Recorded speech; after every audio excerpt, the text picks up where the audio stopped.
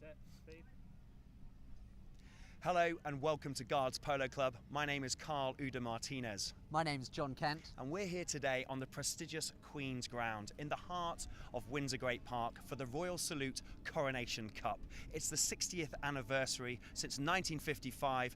This club has been producing some of the best players, the best grounds, and is one of the best clubs in the whole of Europe. Prince Charles is here to watch and to do the presentations, and of course we have the home team, England versus South America. Yes, so this year South America have come along. Last year Argentina were here.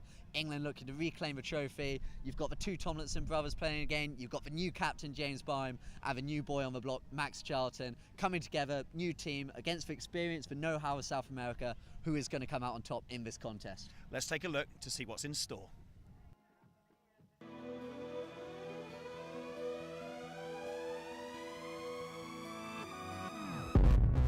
Waking up to ash and dust, I wipe my brow and I sweat my rust. I'm breathing in the chemicals.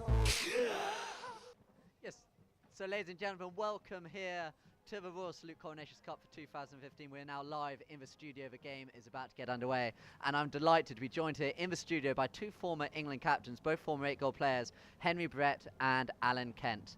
Guys, tell me a bit about this day, what it means for these guys who are about to play, what it means to you to be able to say you played in this day. I think for any English person to represent their country play on a day like this it's the ultimate. It's a great day. So Henry, like Alan says, for an English player, this is like the peak of their career to play on a big day like this. You played in it, what, 10 or so times? Do you hold a lot of memories from this day in particular? I've got quite a few, yeah. I think I've played 10 years, so yeah, I think it's the same for any sportsman. If you get to play for your country, it's that's where you want to be. Great. So if they come out here as an England team today, coming up against South American team, how do you see this game going? I think this game's going to be pretty close. From what I can see, the rest of the world, they've got two players there that know their horses. The other two are sort of been getting their strings together, so they've got a disadvantage there. But I think England, they're going to know most of their horses, and for me, I don't know, if I had to bet on it, I may go for rest of the world. Great, thank you very much, Henry. We're just going to go into a quick now break off a few fun facts about the game for the novices out there who might not know so much about today.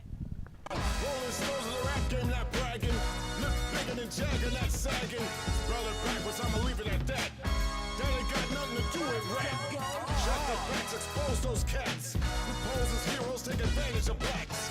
Your government's gangsters will cut the crap. A war going on, so where y'all at? Fight the power, 'cause great responsibility after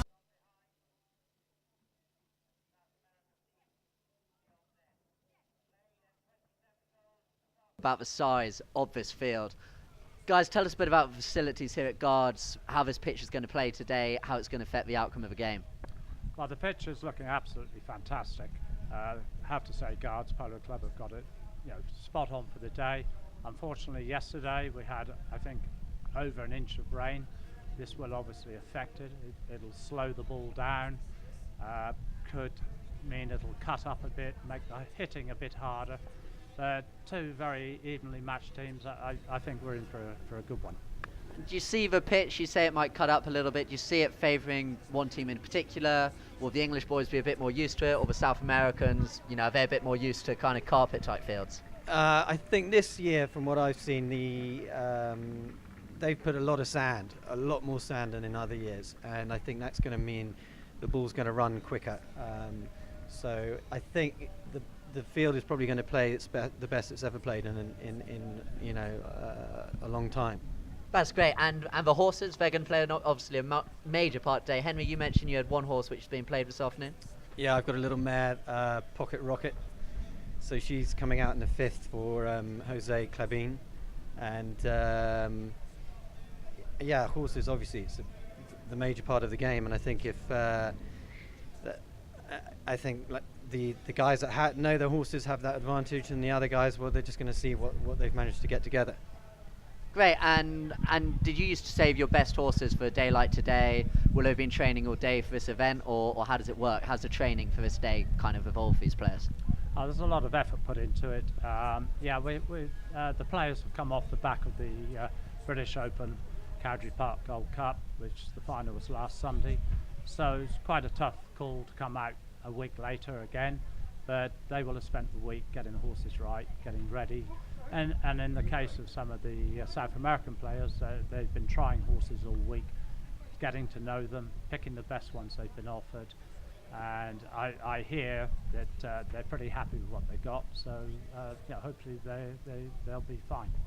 Great, so that gives us an idea of a bit of the facilities, some of the horses. Talking of facilities, I took a chance earlier to have a little look around the clubhouse, have a look, bit of background information into the club, so we'll have a little clip now, see how we got on.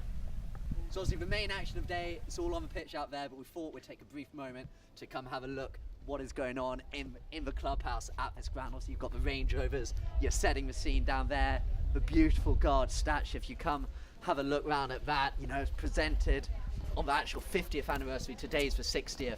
Have a look down there, 2005, unveiled by Her Majesty the Queen herself. So yeah, it's all big celebrations here, big years coming up. This is the clubhouse, one of the most beautiful clubhouses in world polo.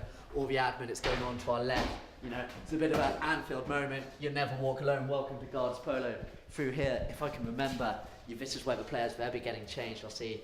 Yeah, I'm in. So come have a look through here. Players getting changed before game. We'll see no one here as we speak, but this will be full early. This is where the pre-game nerds, they begin to come up. If we carry on going, some beautiful artwork. It really does set the scene. As all the crowds arrive, they see what it's all about.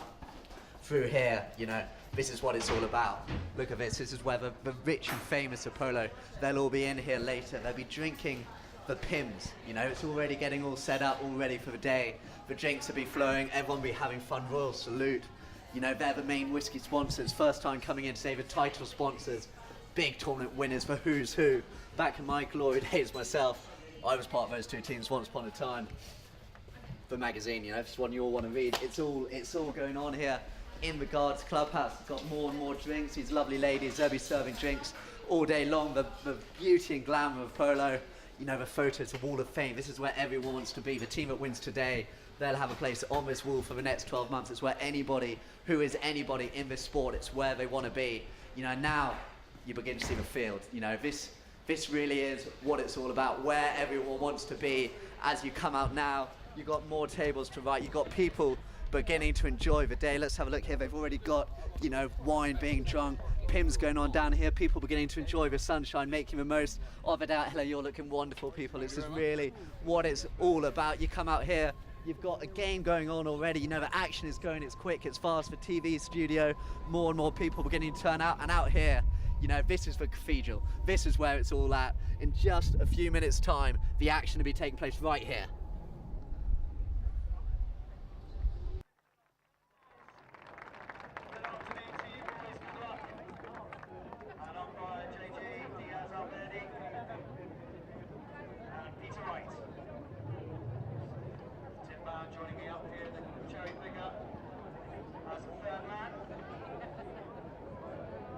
Yes, ladies and gentlemen, now welcome to the game. I'm joined now in the studio by English international player Chris Hyde.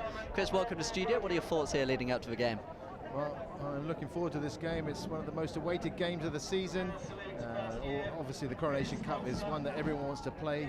They want to get involved. We've got a South American team. Thoughts on the team? It's a really strong team, top-heavy there with Jaime Adolba and Rodrigo Andrade. Great players individually. Manuel Llorente, we know him very well. He's a seasoned player here. We haven't seen much of Jose Clavin, but I hear that he is one of the up-and-coming four-goal players in Brazil. Obviously, the England team, we know them all. We love them to bits. We want them to perform for us. The field is in exceptional condition. If you'd seen the weather yesterday, it was awful. So the ground here at Guards has been set up perfectly by the ground staff. The grass is looking fantastic. We're looking for an open, fast game. I hope the conditions are going to let that happen. The wind is just picking up a little bit here. We're outside in the studio, outside the Guards Clubhouse, joined with John Kent. Great commentary box, great footage we're going to see all day. Look at the band there. It's just a spectacular event, isn't it? This is the dream, yeah. I mean, as a young player myself, and I'm sure you feel the same. I'm not a young player, so... Well, I was more thinking as a player. I mean, I'm not giving you the young age anymore, but your son, you can relate here, maybe your son Jack Hyde, one of the top young English players at the moment. We all want to get there. These players, they've done it. Max Charlton, he's making his debut. James Bynum, he's making his first game as captain. You know, there's so much narrative around this game, so much expectation for these boys to perform. They must be buzzing right now. Well, the England team, the England squad, they set up. We've had a great setup for years and years and years. There's been a great squad format set in place.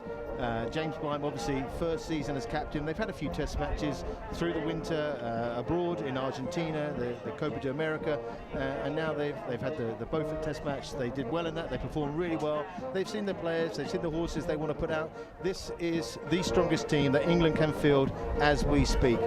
Mark Tomlinson, coming off the back of a fantastic Gold Cup, got to the semi-finals with the Ape Seal team.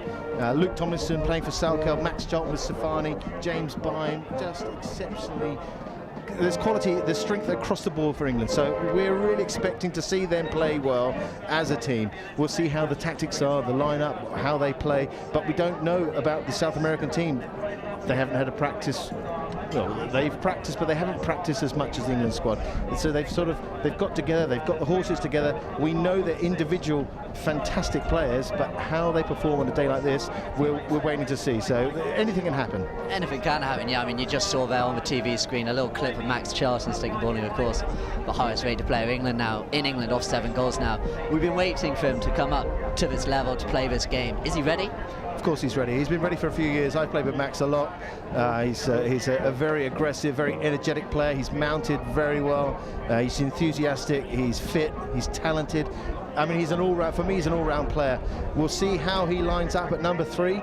He's played at number 3 throughout the medium goal and the 18 goal. They won all the Victor Durhams last year that you could shake a stick at. So if anyone was ready, I think he is. Obviously, the other boys, they're seasoned players. They've played the high goal, they've done the Gold Cup. They're all up to speed. Everyone's up to speed. So we're just going to wait to see what happens when the first ball goes thrown in. Indeed, and that trophy you can see there, what a beautiful trophy it is. I mean, it's one of the most traditional trophies in world polo. England, they've won it. They came up against Argentina last year. And when you play against those guys, like we know, it's very difficult to come away with a result. Argentina, they did win it. So England looking to come back and make it theirs this year. Claiborne, I mean, none of us really know much about him. He's an unknown entity. How much effect is that going to have on these English boys not knowing much about him? Is it a case of let's play to our strengths and make him change for us? Well, I'm sure they've watched the practices. I'm sure they know him. Throughout the seasons, they would have heard of him, seen him. They know that the strength in the team is with obviously Andrade, Hidalgo, Manuel Fernandez-Llorente. He's not played much high goal here in the UK, but he's a seasoned 18, 15 goal player. We know he's a talent. So it's the tactics that England are going to have to set up. Are they going to play fast, open polo? Are they going to play a short game? We know that Rodrigo does not like to play the short game. He is like a bull on a horse. He will run through everything. Jaime is very cool, calm, relaxed. He plays a classic number 4, so he'll be setting the team up there. So if Llorente can be a really good, fiery number 2 all over Max Charlton, I think he's going to have his... he's going to have a bit of a tough match there with Charlton, but I don't know, is Charlton going to go to Andrade? You don't know. And Max Charlton is the one for me who's going to do the damage on the English side to one of their players, and if they get the ball up to buy me, we know what he can do in front of goal. He is, yeah, definitely one of the most potent attacking forces in world polo at the moment. You talk about Andrade, obviously your son. He played with him throughout the high goal season in England this year. What did he say about him as a teammate? Will he be leading the players out there? Will he leave that to Jaime, or what's going to be the dynamic in the team like that? Well, I think Rodrigo Andrade is one of those players that he's not a leader. That we know that for sure. But when he's on the field. When he played with Facundo Pierres, Facundo is the leader, he's the boss out there, and this guy is an animal. With the players, with the ball, I mean, if you've played against him in a practice, you try and hook his stick, you've got to go there with a club hammer just to try and stop him, and you still don't. So if he is on fire, we saw him a few seasons ago, Coronation Cup with Brazil, he was exceptional, he was amazing. He's a very strong player. So the way that their team's lined up, anything can happen, and anything will. Yeah, no, it's certainly going to be, and it's interesting when you see Luke Tomlinson now on your screen. He plays all over the world, a lot of time in Argentina with his brother Mark. How's that going to put him in sort of good preparation for the game? Well, the preparation's there. They've done this. They're seasoned pros. They know what they're doing. They turn up. They get their sticks. They know what horses they're riding. They're stick and balling on their home ground. They've been here more times than I've had hot dinners. Not if you looked at me, but you know what I'm saying. Yeah, shut up. But you know what these players are like. They've done this more times than we've played low goal chuckers. So they know what they're doing. It's all what happens when the ball gets thrown in, the way the umpires blow the whistle, the way the field goes, the way the horses feel. You just don't know. They have got everything set up. They're in queue to win this game. They know what they've got to do. Well, through all that, it sounds like you're about to predict a big England victory. Is that where you're going? Well, I'm a betting man, so I'll take England by 2 goals if you're on for that. I'll take 20 quid bet on that. 20 quid? Hang on a second. Right, well, so we're on £20. You heard it here first, ladies and gentlemen. As the band get ready. Have they done the national anthem yet? I don't know. Do you know what they're doing for the South American national anthem? We'll wait and see. might be AC/DC or something like that. Oh, look, we've got. It looks like we've got our first bit of royalty arriving. Is that your dad? Yeah, I think so. I think he rented one of those cars today. Looks like as Prince Charles has arrived at the ground. It's great to see royalty here year after year, isn't it, Chris? Oh, it's fantastic. It makes the event so much more special. When you're a player, it means something. The photos of the presentation, they're on the wall. I've got a few with the Queen. I mean, it really makes it feel special, and you can remember it every time, like it was yesterday, where you see that, oh, you remember that? Well, I came second, but I still got a presentation with the Queen, or whatever you need to say. But yeah, it does make it so much more special. And Prince Charles is quite a player, so I mean, someone your age is going to remember that better than I do. What are you saying about someone my age? I've seen YouTube clips, yes. Yeah, no, he was a great player. The other day it was on Facebook. See, Le Diable Bleu, was that right? He played for them? It was against my dad. It was against your dad. Clip, yeah. The old man won, but these guys with Cressida, it was a hell of a game. It's slightly different to what we're used to seeing, but the game has evolved into a much faster, much more aggressive, powerful game. The horses are a different beast now. The breeding and the bloodline, much like horse racing, they've really evolved into these animals that are just exceptional. And you wait to see some of these ponies go today. There's some cracking horses. Yeah, I think it's interesting at this point to note the ROR sort of stamps on some of these horses, the retrained race horses. It's great to have them out here as well, isn't it? Well, you see them, they've got these white spots or dots or stickers on the near hind. So if you see one of those, that means it's a retrained racehorse, either from England or from Ireland. And well, there'll be a best playing pony for those, and for any other of the ponies. There's 2 best playing pony prizes today. So we're here. We're just looking at we've got a great view here. We're looking at the players. They're doing their final preparations. The coach has just given them final word. They're getting on their ponies. They're just about ready to crack on into it. Last minute coaching advice. What will you be saying to these guys? Well, you've just got to tell them to relax, a bit like Jose Mourinho. You've got the players, you've got the team set up. It's all about nerves. It's the first throw in. It's getting the first ball through the goal. England, they've got one of the best coaches in the world. They've got Russo Eduardo Hegyi.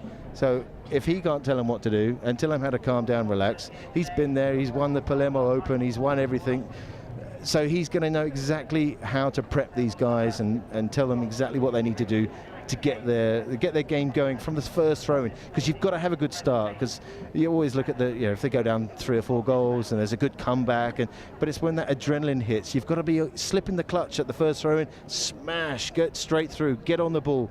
But you've got to be able to maintain that. Like some of the tennis players in Wimbledon, you see Djokovic, he knows how to maintain that level of adrenaline performance to execute a win.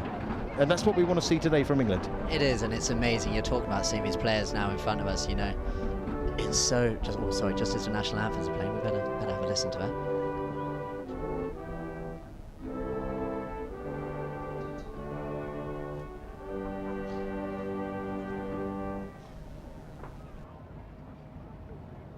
Please be seated.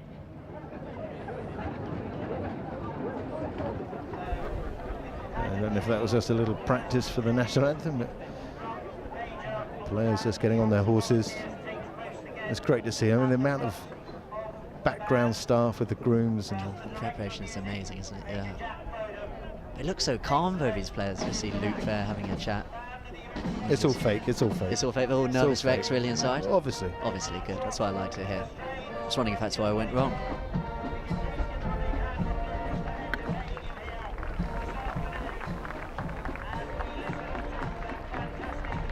Great to see Anthony Fanshawe there, right by the 2 players' tents. He's got to be proud of this day. His first season of the polo manager at Guards Polo Club. He's done a great job. Really handled the fields well. He's rotated them, and the grass looks exceptional. It does look exceptional. I mean, there's been a lot of kind of question marks over his field over here, especially after rain like we had yesterday. But Chris, it's looking marvellous out there. It's looking good. I saw Max in the car park. He was choosing which sticks he was going to use, and when I'm talking to any of my team players, if the grass is going to be like this with the weather conditions, it's going to be a little bit heavy, it's going to be a little bit slower. So you go with a lighter stick, you're going to have to be hitting the ball properly, cleanly to get the ball moving. The tapping's going to be difficult because the grass cuts into the tail end of the stick, slowing it down. So you'll see a lot of misses, and you might see a few misses if they go for turning the ball, but I doubt we're going to see that from England. They're going to play classic backhands, open, run it. That's really capitalise on the fact that they've got a 4-goal player in Jose Clavin, but until we've seen him play, we don't know, well, they don't know either what the team plays are going to be, and that's what Russo's here for. He's going to see, he's going to say, well, we're going to change this or change that, and then get on with it. So umpires are ready, we're getting the players on the field, and we're going to leave you with John Kent to start you off. Yeah, thank you, Chris. We'll definitely be jumping in and getting your insight as well as we go, but the players now just circling, they're getting ready to go out here. This is it, ladies and gentlemen. This is the day that all these players, they fight for the whole year. Obviously, you have a Queen's Cup, you have the Gold Cup, but the International Day, it's a chance for the best of the English players to come together, show how it's done, entertain this crowd. It's a great crowd we've got here today, coming every year to this game, of course, firstly with Royal Salute. have been doing it. He rather is 9 years old, and I'm sure that we'll be seeing this Tony again later in the match. Max Charlton riding up. So yeah, the players just now getting to the centre of the ground. We'll have the English national anthem. I'm told we won't actually have a national anthem for the South American side. So just the English national anthem before we get going. 6 chuggers, of course, are those who know and watch this game on a regular basis. So you've got JJ Diaz Alberti as one of the umpires from Argentina. Who's the other umpire? Looks like Peter Wright. Is it Peter Wright? I believe it's Peter Wright. Umpires all over the world. Get him out there. You know these guys, decent umpires? No. Of course, these guys, they're like the players. These guys are geared up, they're set up to umpire high goal polo and beyond. So they're really good at what they do now. I mean, the way that umpires are umpiring the last 5 years, it's progressed leaps and bounds, the same as the players, the same as the fields. So everything's got to move in tangent. In the old days, used to complain about the umpires, but there's no excuse now. The umpires know exactly what they're doing. Sometimes we try and double guess them or jump the gun and say that's not a foul, that's a foul. But when you see the replays, you go, actually, these guys are spot on. They've got a third man up in the cuckoo's nest who will find out who that is and let you know. But yeah, these guys, they know exactly what they're doing. So I'm sure though that won't stop the players from blaming them whilst the game goes on. The players have got to play the game as well. They've got to squeeze and push, and that's one of the big things as well. England are very good at that. Luke Tomlinson was excellent at doing that, is putting that pressure on the umpire, that if he made a bad decision or the wrong decision that went against them, he would make sure they didn't do it again. It was like football, rugby, anything. The same, any of these top sportsmen, whatever sport you talk about, so you've got to take every advantage you can, don't you? You certainly do. And look at the wind. It's going from left to right across the goal, so that's going to affect the 60-yard penalties. Won't so much the short ones, but the long hits, the big hits, they're going to have to be using their knowledge of golf to fade or draw the ball into it. I was going to say, is it going to be a similar situation to St Andrews last week? Will the weather have that much of an effect? Well, it's not that bad here, but it's certainly quite breezy left to right, so the bottom end penalties will be easier than the top end, that's for sure. Who's the England penalty taker? Will they have a set one, or are they going to be changing about depending on distances and stuff? Well, the thing is, you've got 4 players here that all know how to nail a penalty. Luke Tomlinson obviously takes them for Salkeld, seasoned pro at penalties. Max Charlton walks up to them, smashes them through with his youth and aggression. Mark has been doing it in his teams. Baimi does it in his, I mean, everyone can hit penalties. Who's going to hit the penalties for South America? Jaime Adolbro is the one for me. Rodrigo, it's not his forte, but he's 9 goals, so he should be able to hit them. So yeah, penalties could play a big part of this game. I hope it doesn't. I was about to say, I hope not too much. Obviously, it's less of an open game if we're having loads of penalties, so we'll wait and see on that.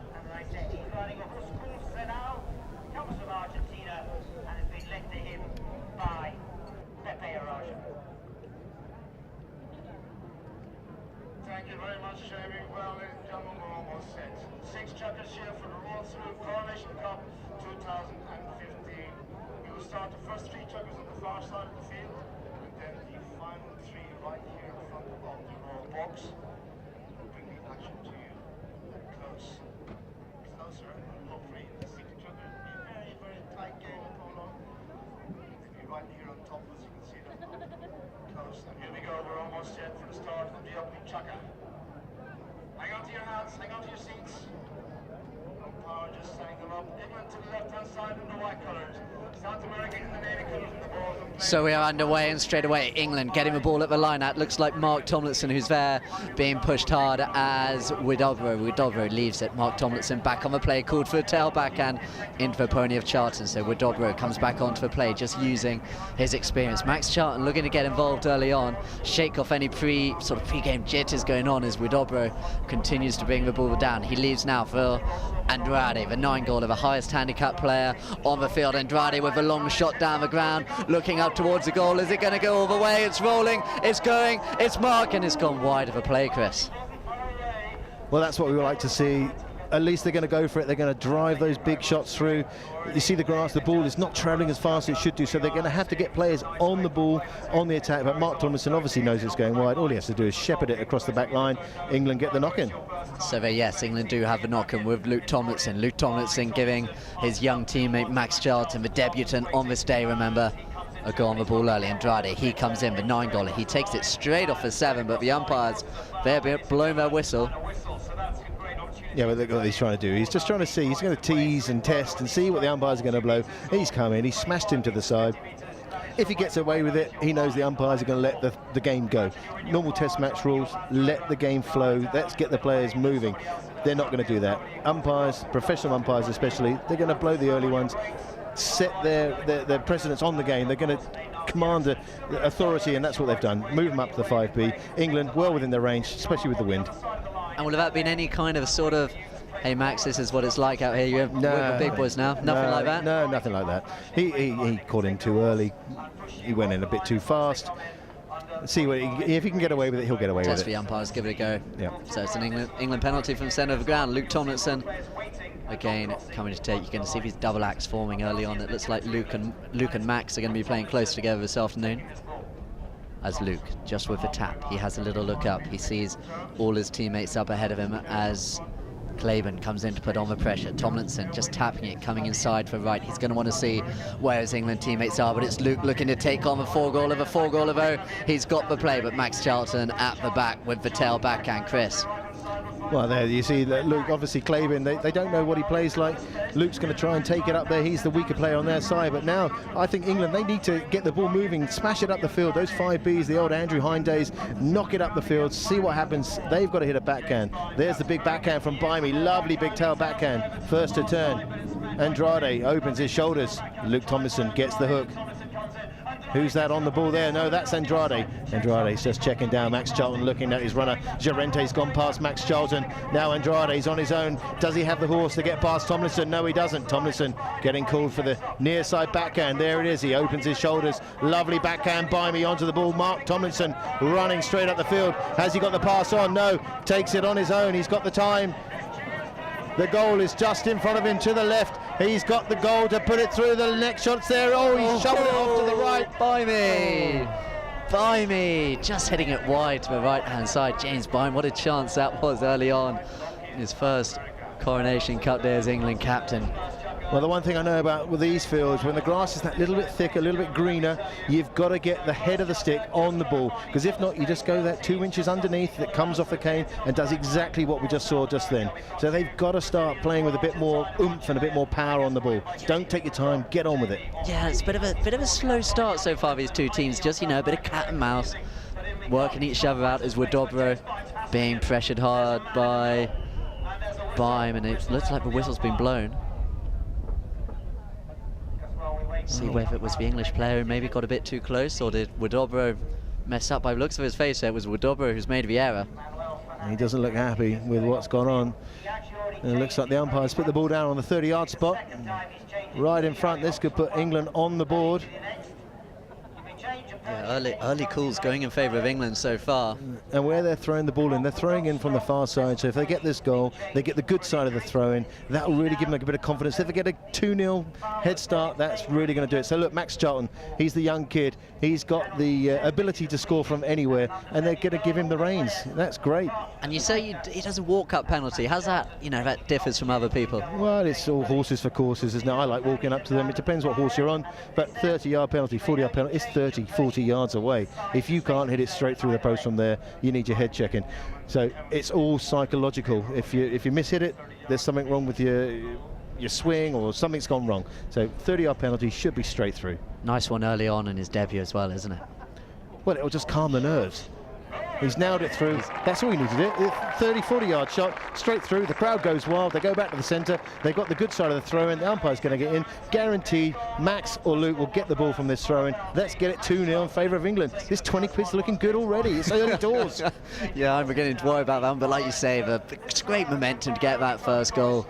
Mark, again, he's going to be at front of the line-out. He won't see much from him in his opening couple of minutes. Mate, Mark does not care about the ball in these throw-ins. He wants to mark, he wants to get in. Oh, look, but they flipped the throw-ins around. Mark's gone to the back. Great tactical play there. Yeah, sort of mixing things up, keeping the South Americans guessing, and it's going to be Claiborne. Seeing plenty of... Oh, he's over the top. Might regret that one as Bimey comes on to play now. James Bime seeing Mark Tomlinson running up the ground, but he's going to fancy his chances running past Claiborne. It looks like he's got past his man, is still James Bime, just tapping the ball. He's got Claiborne, not letting him go. Claiborne all over him and plays the backhand over the boards. Well, that's all he needs to do. As a 4-goal player against a 6, a 7 or an 8, whoever it is, if he can just ride them off, get that grubby backhand, he's done his job.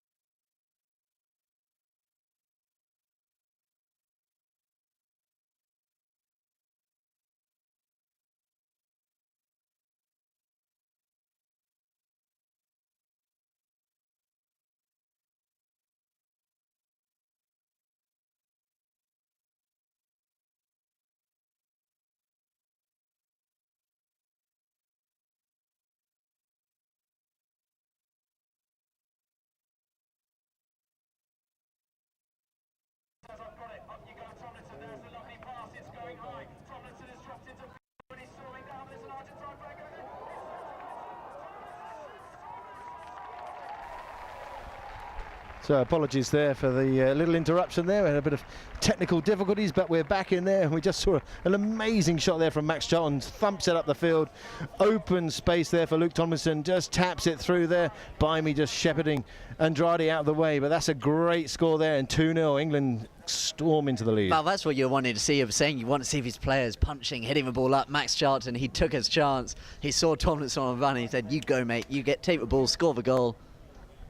That's what we want to see more of. Well, he's one of the ones. He's young, he's aggressive, he's fit, he's strong. He can, from a standstill, hit the ball 120 yards. Yeah. The other boys, they can't. They're a bit more classic, a bit more technical. But yeah, Max is the one that is going to be on the ball. And now look at him now. He's ferocious. Yeah, he's looking like he's got his tails out early on here, which is great as South America now come wherever play. And it's Claiborne looking to get there in front of Mark Tomlinson. Claiborne just coming down as it approaches the back line, slowing it down. Tomlinson coming across, and it's his brother Luke with the backhand. And it's going to be 30 seconds, Chris. Well, the first bell's just gone, but Jaime Dobro going back in defence. Taking his time, he'll tap it round. Horse not settling down very well for him. Not helping him at all. But the big cut shot there opens his shoulders. Umpire slightly in the way, but who's the ball going to lie for? It's Max Charlton. Max, he just wants to end this chukker, get it to the boards. The tail backhand. Jaime Dobro, who's on it? Llorente's got the big deep neck shot. Mark, get him. That's the chukker. That's the chukker, Chris. So the first chucker's come to an end. England, they lead 2-0. South America up against it early on here. How are we feeling about how that all went to get us underway? Well, if that's how the game is going to go, I think we're going to get a bit of a cricket score here, because the England players, they look well up for it. The horsepower looks stronger. They look better. Claiborne, good 4-goal player, but I think there's going to be a slight overlap there with the England style of playing. And if they can get Luke and Mark combining within the middle of them with the aggressive player of Max, as soon as Bimey gets on the ball, we want to see some of those classic old school Coronation Cup goals from 100 yards out, running them through, get the crowd That's what going. he loves, isn't it? He That's loves what he the loves, running. yeah. Let's see Bimey just going out there, playing without the pressure, having a bit of fun. That's what we want to see. But at the moment, what we've just seen now, I didn't see many pony changes, so I don't know how much depth the South American team have got in ponies for today's game. We'll soon see. Indeed, as they come now and change between the chuckers, the England boys, they do look happy. Luke with a little smile and grin at his staff there. He's obviously happy with how it's going. No, that's not a smile. That's just the way he looks. Oh, okay, fair enough. I stand corrected then. Oh, no, you're right. It's definitely not a smile. Shouting at somebody now.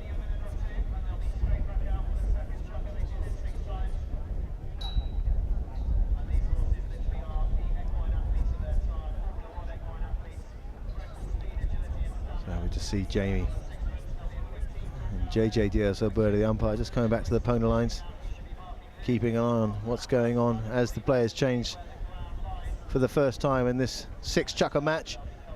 Luke Tomlinson getting on a horse that looks like it is owned by Zeus. Some huge monster of a horse. massive animal. I don't think I'd be able to get on that one. Designed for the taller people in life. Yeah, we obviously see Winston. A lot of them having nightmares about Winston a lot of the time. Yeah, that was one of the things I didn't like about the England squad, is the fitness training side of it. They got you running, did they, Chris? Well, I wasn't running. It was the 50 million press-ups and the sit-ups. And it was like, oh God. You make you sleep, don't you? Let's pick on the fat kid. There's always one. There is always one. There's got to be one. It keeps everyone else feeling good, Chris. Oh, thanks. Not saying I'm fat, but Never suggested it. brilliant mind, they say. Brilliant mind. They're coming back on. Look at England. They're all together as a team. This is what we want to see. I was going to say, the English boys riding out together, South Americans looking like two parties. You've got the two Argentines coming on together. Well, like we said, the language difference Sorry, the between Chilean and the Argentine, I sang the Spanish and the Portuguese language barrier, but that's what we're going to have to deal with. They all know how to play polo. They know how to speak to each other. They've just got to get on with it. It's an early game. It's 5 chuckers left. There's plenty of time. Anything can happen, and anything will. Absolutely. What are we getting underway? Is it just a roll in to get us back underway in the second chuck? I think it is, isn't it?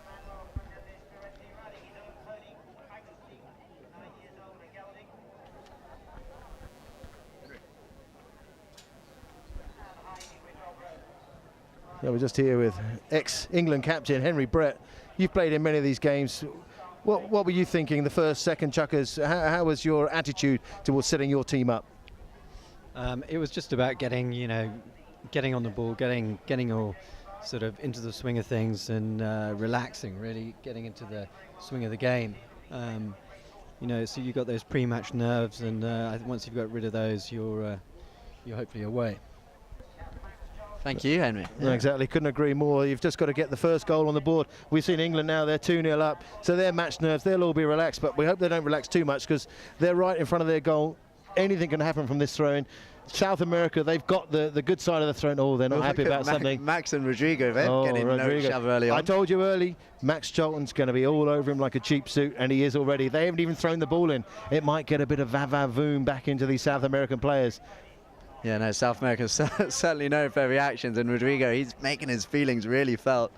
Max going back straight to him, wasting no time at all, and it's going to be Max Chavez still together. Look at him go as Jaime now comes in front of the two of them. Jaime with Obro taken out by Mark Tomlinson. Mark Tomlinson now, are we going to get to see Mark Tomlinson go on one of his runs? He's got his brother going up to the front as Mark Tomlinson now with a little half swing down the ground. He's looking to go all the way for England. Is this going to be number 3? It's Mark Tomlinson being chased hard. Tomlinson with the tap. He's going to do it. Chris, is he? No, Chris. Oh my God, the horse. He did everything. He took it from the boards. He took it up the field. His brother Luke did all the work blocking that man, and all he had to do was tap it through. 3-0. It's almost like game over there and then, but it's not. The horse has kicked it wide. Is Luke going to be teasing his brother about that one at the dinner table tonight? Well, not just Luke. No, well, they better help if it doesn't come back to haunt them as Widobro gets us back underway here. Widobro looking right for Llorente. Llorente, oh, big bump and a ride-off by Charlton, and it's going to fall instead for Luke Tomlinson.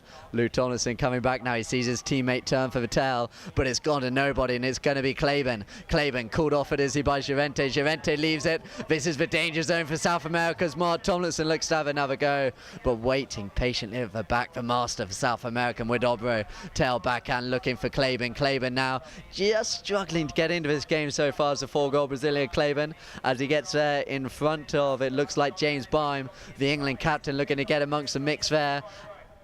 But it's Andrade near side, under the neck pass up the ground. Tomlinson will get there though. Yeah, but England's defence, I mean, they're really set up. At the moment, South America, they can't even get out of their own half. Because as soon as you see them pounce on the ball, Max Charlton smash, Llorente done, out of the game, leaving the Tomlinsons to control what they want to control. And look at them now, they're set up. Now the call for the big long pass is up there. Who's going for it now? It's Andrade. Andrade's picked it up just as you talk about the English defence. Suddenly the South American defence comes good. But I know what you mean. The organisation here in this England team, it does look spot on today. I know, but look at this. You've got Andrade on his own. He's on the near side. He's got Byme riding him off. And he's got 3 white players in front of him. He's got to be thinking, gee, what do I have to do to get through this English defence? But now this is the danger zone. He can shut down. They can regroup. It's one-on-one. Max Charlton's got to be cautious of Jaime Adolbro. Now they're in the danger zone. Yeah. They're truck and trailering it. They're going to take their time. The block is good. Jaime, he's going to tap it once. He's going to drill it for a cut shot or run it himself. He's not the sort of player to run it, so I reckon he's going to have a shot or leave it for Andrade. They've got to get a move on, though. Widobro just making his way forward. He know Andrade's there, so he knows that he's got man over, but actually they're beaten to it in England. That defence you're talking about was great, Chris. No, it was great. They didn't have anything. There was no answer for what England were. They were waiting. They gave them space. Max Charlton with the big hook and the backhand, and away they go. Andrade's got to get on the ball for me, because 9 goals. He's got to get on the ball, and that danger run that he has, that's what he's got to do. And this is what we're going to see right now. Yeah, no, it's Alex. It's that top-heavy thing you're talking about with Andrade. Oh, Max Charlton still, and Andrade. You saw them at the beginning there in the line-out. They're still going at each other as Andrade in front of Mark Tomlinson. He's on his own again, though. Mark Tomlinson, he knows if he gets him, it's going to fall to his brother Luke. Look at that. England defence. I tell you what, 6 chuckers. They play 8 chuckers in Argentina for the Open, but 6 chuckers of this. Andrade's going to be feeling the pain at the end of this game. He's not happy. Something's wrong with his horse. A bit of tack. He's jumped off. Hope nothing's wrong with the pony. As he's going to go off. They'll have a free change. The crowd are clapping. Yeah, I don't think there's anything wrong with him. It's just, you know what Brazilians like. We've seen them all on the football field. Literally lying on the football field. No, but look, you see the work he has to do just to get a bit of ground.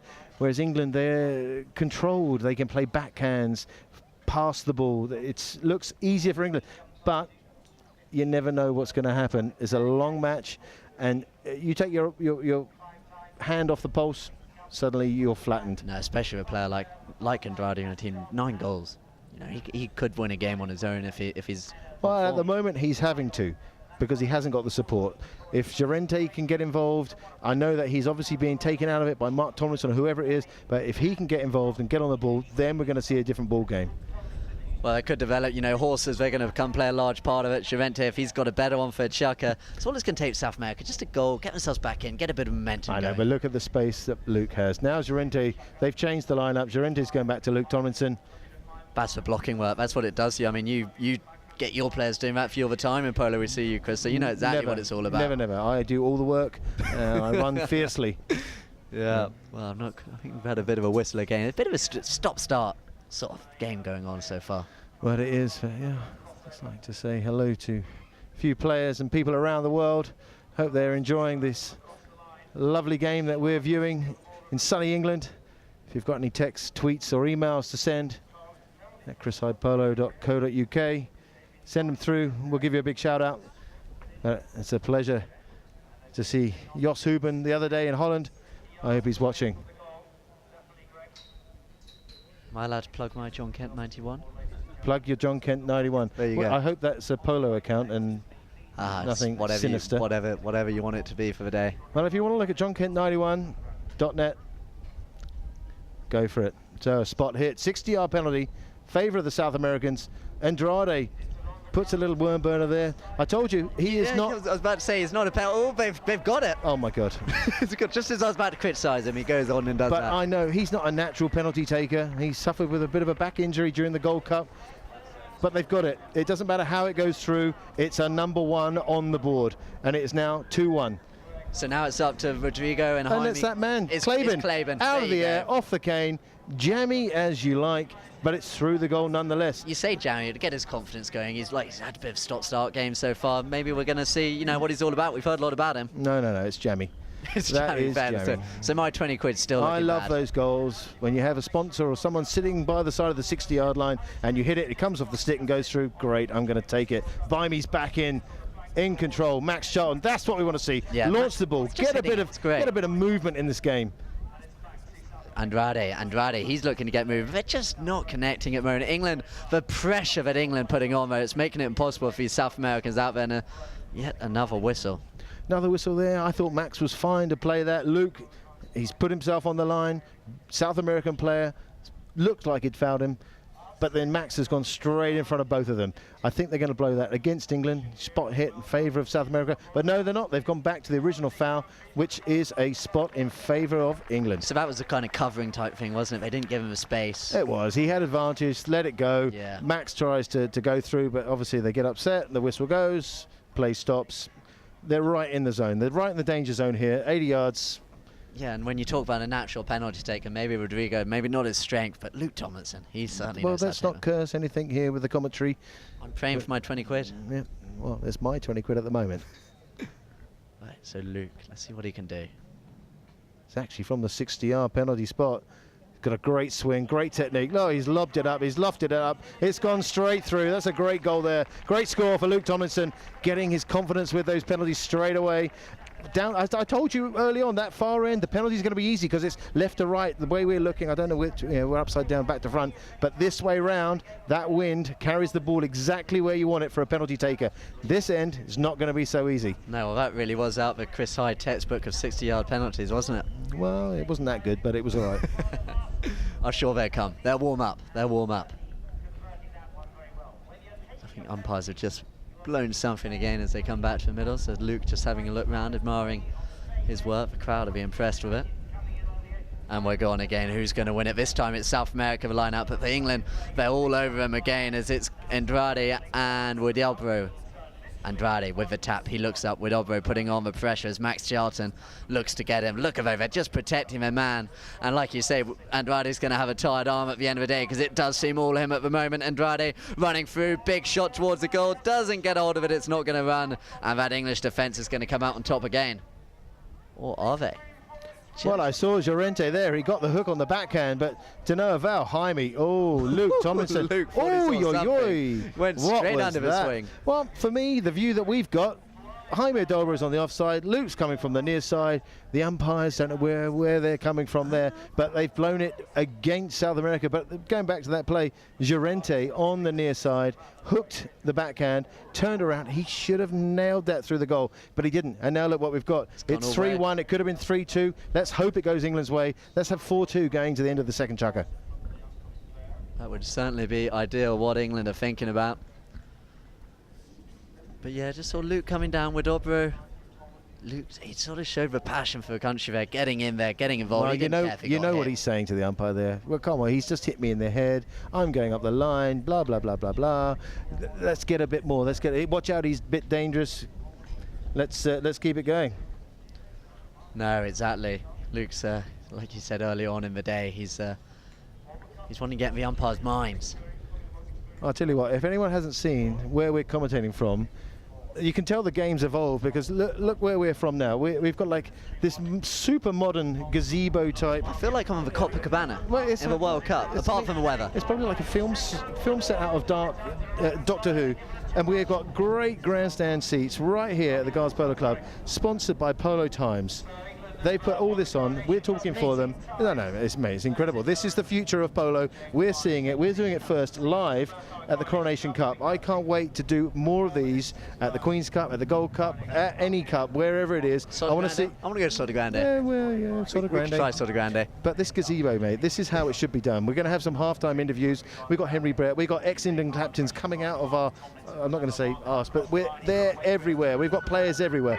And that's the first bell. It's 32nd. Can South America? It's just a case of making ground now. Is it South America? Because it's Andrade running down the ground. Andrade taking on Luke Tomlinson over the top, and it's going to be England again. His defence not giving Andrade any space. Well, he's not getting on the ball. Every time you see him on the ball, it bounces. But now we've got Bimey. Oh my God, he's left it behind. Tomlinson, we know he's going to make good of this. There's the big shot. Come on, mate. You haven't got long. Oh, he's missed it behind.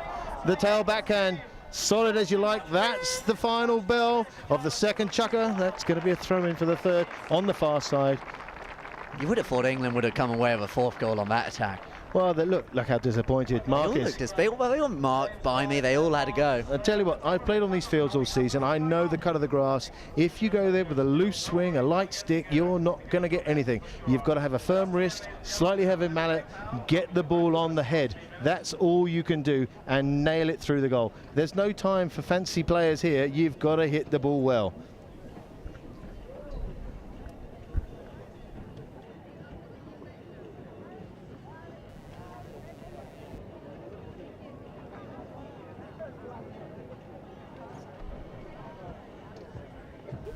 So we had Henry Brett in the last chukker. This chukker we've got another former England captain, Alan Kent, here, just to give us his thoughts so far.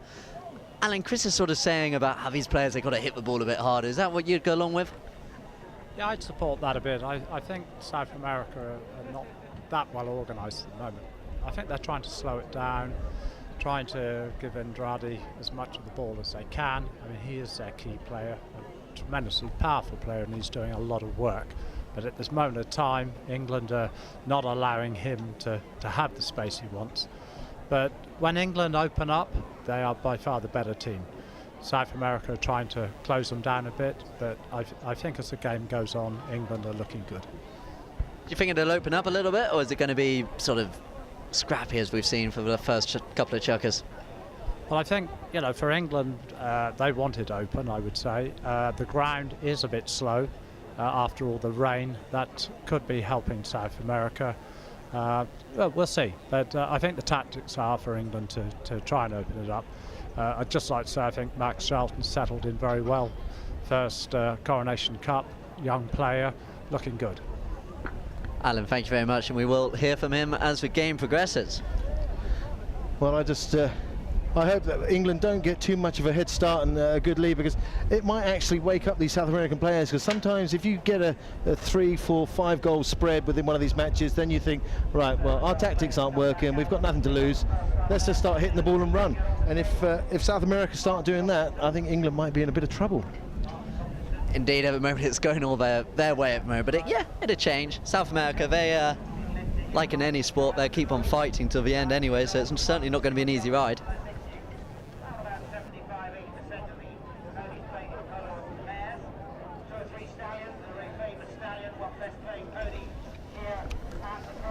Just having a little bit of jacket trouble here for young John Kent.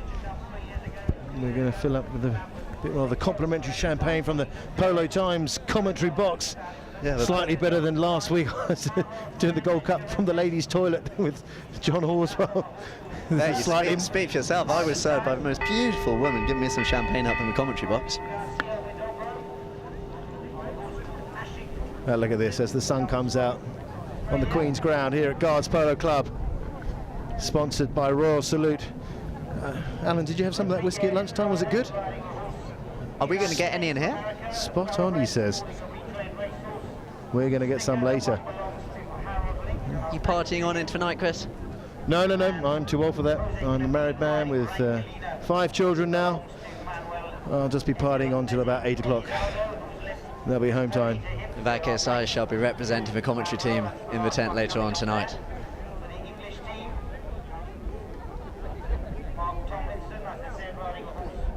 Still plenty to go here though before I can start thinking about all that. So players back on the field for this third chukker. One more chukker before half time. Real chance for either team to make a statement now. Well, these games, I'm not saying they drag on, but the first half, they're sizing up, they're weighing up the odds. Half-time talk, they'll come back in. It doesn't work, this doesn't work, that doesn't work. But England, everything's working for the moment. Now we need the buy me neck shot, the buy me neck shot. Go on, son. This is one of his Snot it best through, plays. snot it through. There it is. You got it. He's there. He's here. Buy woken up, he's done his thing. Chris has been warning us it's going to happen, and that is his speciality. It's bread and butter, Chris. My money is looking good. Do you have new £20 notes or £10 notes? What is it? I've got a couple of nice crisp £10 ones in here for you. Well, that will do nicely. Thank you very much. As they go back, England, they've got the good side of the throw-in on the far side of the Queen's ground. It's now 4-1. It's all to do for South America. They're going to have to come off after this chucker. They've got to change something. Something has to go for South America's way. At the moment, I just can't see where it's coming from. Maybe I should go have a chat with them and cheer them up a little bit and let them know I've got 20 quid on it. But anyway, as we go, England back on the play with James Byme looking for Mark Tomlinson. But he's ridden out of it by Wadobro. It's Wadobro the man who's going to inspire his team to get going. He looks for Llorente. Llorente now closed down quickly by Max Charlton. Oh, good stick work by Llorente. Well, at the moment, that's all these guys have got. They're slowing the ball down, they're stopping, they're getting the truck and trailer, they're getting a lot of possession, but it's not going to win a test match. When you've got 4 English players like this, you're not going to win like that. It's for Pony Club truck and trailer they've kind of got going. This is what you're There's nothing wrong with that, because that's my bread and butter, so let's not go there. Yeah, no, Chris has won many a tournament playing with truck and trailer. There you go, look, the whistle's gone. Mark Tomlinson just going over the top of Andrade, swing there on that lovely grey pony. That's what they're looking for, isn't it, though? By playing like that, by make their way slowly up the ground, they're looking to draw in the fouls. It's very dangerous. It's very dangerous because you want to defend well, but sometimes you get a little bit scrappy, a bit too overzealous, and then the whistle goes. The umpires are going to be not feeling a bit sorry for them, but they need something to go their way. So a bit of luck, a bit of umpiring. They've got a 30-yard penalty. He's going to nail this. They go back. They've got the good side of the throw-in. I know I go on about it, but it is so important. Those lineouts are important. They win them, they score, they punish you. And at 4-1, it's not over yet by a long chalk. No, and Andrade, that last penalty, it wasn't the prettiest, but we're a lot closer this time. It's undefended, so it's just a case of hitting it straight.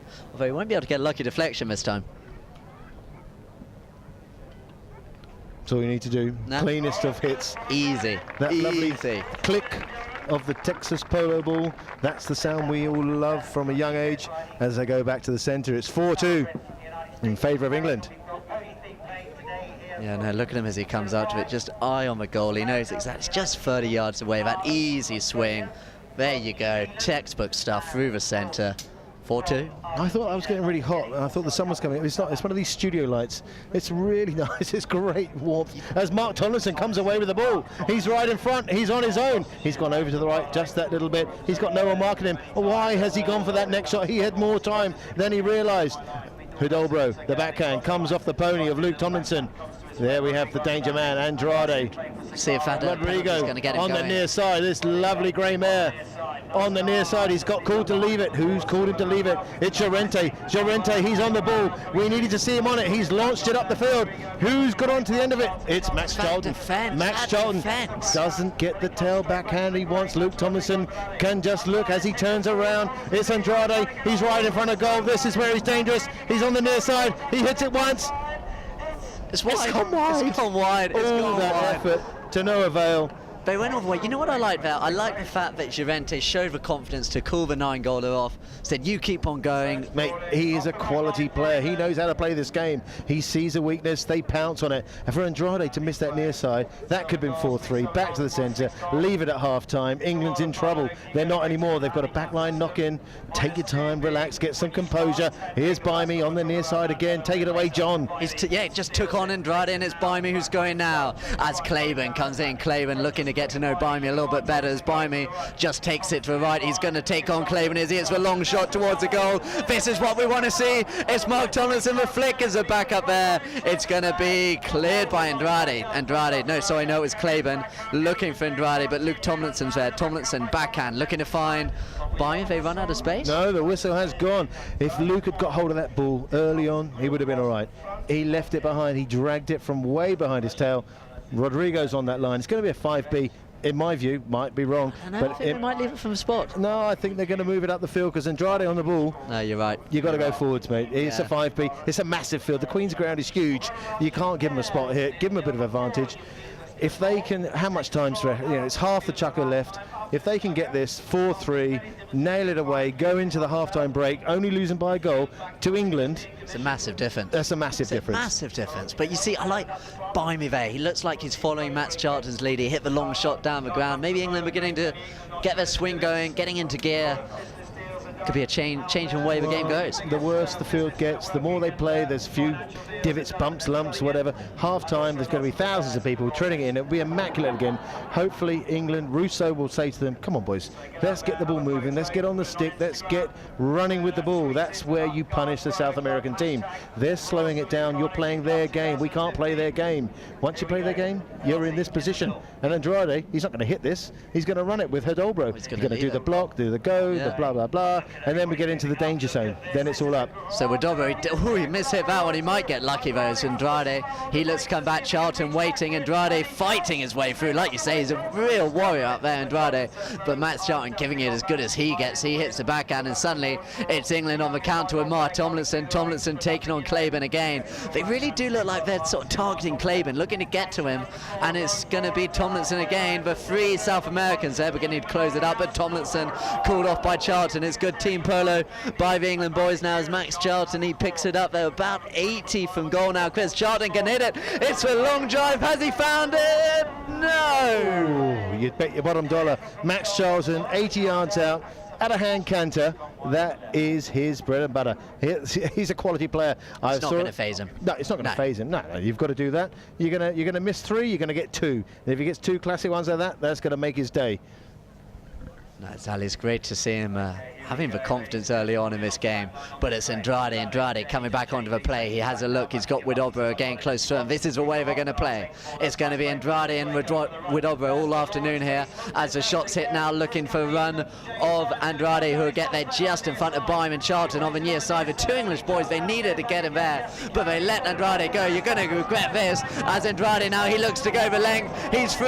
It's Andrade, hit it long. Is he going to get there? It's going right. It's Andrade. He's going to have to flick the little next shot, easy as you like. There you go. Mate, he stayed on that grey mare, all chucker. I don't know whose it is, where he got it from, but it has just punished England for their mistakes. England have got all the play at the far end. They've got to capitalise on the South Americans' mistakes. But look at this, he's on his own. He's on his own. Where is England in this play? And this horse has run its socks off for Rodrigo Andrade. 9 goals. Max Charlton, all he can do is watch and hope he misses. But he doesn't. It's 4-3. You know where the mistake was? The mistake was that Bimey let him go here right from the knock, and he could have come in, done the hook. But we're off again anyway. Andrade and Widobro with a pass. Andrade's still on the grey, and it really is all South America now. England very in disarray as Tomlinson with the tail backhand looking for Max Charlton. Charlton with the tap being closed down hard by Llorente. Llorente, he did his job, and it's Andrade now, and Llorente's going to turn, but waiting at the back. There's always an England player there, but Llorente picks up the line over the top. They needed that as Charlton's able to clear. Well, they're really struggling to hit the ball forwards well and back. The grass, the way the rain has come down yesterday, it's making it tricky for both teams. So that's why we're not seeing such an open backhander or a big, powerful forehand. So it's going to be a little bit grubby. The worse the field gets as the game goes on, it is going to be a bit grubby. But now England, they've just lost a little bit of composure. They need to regroup themselves. That's what half-time's for. As long as they don't score now, England going in by 1, the whistle's gone. I don't know what that's for, but as long as they can maintain this 1-goal lead going at half-time, regroup, we're going to nail it. 20 quid back pocket. Well, I'm going to ignore that last comment, but you talk about winning perhaps a physical game. They've got Russo Heggie in their tent. He knows how to win a physical game.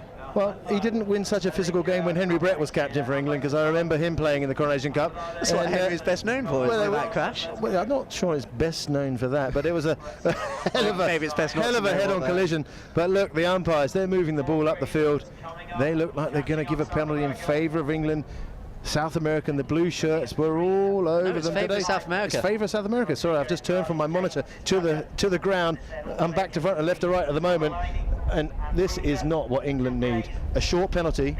It's not that short. It's a 60 yards. It's a 60, and we've seen him hit one of these already, but it looks like it's going to be Widobro. I think Hidalgo is going to take this. He's a classic penalty taker for me. I don't know why Rodrigo thought he would take him when you got a man like him on your team. Brazilian ego trip. No, well, maybe. But let's watch him. Let's not curse it now. I told you this end will be harder because the wind is left to right.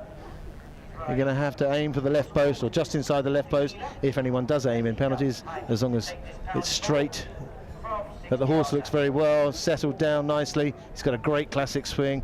Just trotted there. He's drilled it. He's nailed it. He's hit it well. It's just gone wide to the left. He's overcompensated for the wind. Yeah, no, he did. He saw the England player on the 30-yard line. His eyes suddenly lit up with terror as that ball came flying towards them. But I tell you what, though, when you're on the sideline, when you're watching, when you're playing, when you see a 60 go wide, oh God, thank God for that. no, absolutely. As England, they come away again now with Max Charlton. Charlton getting there in front of Andrade. Charlton, long drive down the ground, 30 seconds to go. This is what we want to see from Charlton as the ball's hit long. It's all about getting as much time as they can now as the ball breaks for Wadobro. Wadobro, open backhand, looking for Llorente. Llorente does exactly the same if it hits that board, which it does. That's the half-time stage of the game. Well, you can see that. That's all South America want to do. They want to end this chukker. They want to get in those tents, only losing by a goal. They could have been 4-4. They're not. It's 4-3 in favour of England. They wanted to finish the chukker, regroup. They know they can do this now. They've got it. Look at Jaime's face. They know it. The only one for me at the moment in England who's hit the ball well is Max Charlton. Yeah, no, he's had a great first half, that's for sure, but Jaime, just looking at him, a little bit of a psyching out going on from the experience of Jaime Wadobro on Max's debut as they go back for 10. Yeah, no, the English boys are going to be happy, Chris, but as you appear on the TV screen all of a Someone could have sudden... told me my hair was a bit windswept. They've already told me. I told you it is left to right, but yeah, the England team, they just need to regroup. They're just coming back in front of us here. They need to regroup. The last 3-4 minutes of that chukker, they really lost their way. They were straggling. They're like a boxer on the ropes. They didn't really know what to do. You got to get in the corner and fight your way out, and that's what they're going to do. Russo's going to tell them, get composed. You're not going to lose this game if you stay composed. When you got a fight to Andrade, he was certainly giving it his all. Well, yeah, of course they're going to give it their all, and Claben with a few backhands there. He's a worker, he's grubby, he's going to hook, he's going to ride off hard. Llorente, when he gets on the ball, if he gets on the ball a bit more as a number 2, he will set these players up. As we saw on that third goal for Rodrigo Andrade, that's how they set the ball up. Now we'll look at Prince Charles is here. Great, isn't it? It's so great how the crowd, they can go interact. You know, they're close to Prince Charles. They all make their way out onto the field now. It's a real special day for everyone involved. Now this is the Pretty Woman moment from the filming, where everyone gets their opportunity to go out on the field, tread some divots. Half of them do, half of them sit and see who else is out there and talking the proverbial whatevers. But a great day, and this is when you get to see how many people exactly are here on the Queen's Ground at Guards Polo Club on a semi-sunny day. Yeah, midsummer. They keep coming back. They keep coming back for this reason. It's 4-3. It's South America against England. Apart from England, France, it's one of the greatest rivalries that we've ever had, especially in the polo world. No, exactly. It's great to have South America back, and they're certainly giving them all at the moment. As the crowd just put that field back together. It's holding up so well, Chris. No, it really is holding. But after the tread-in, it's going to look fantastic.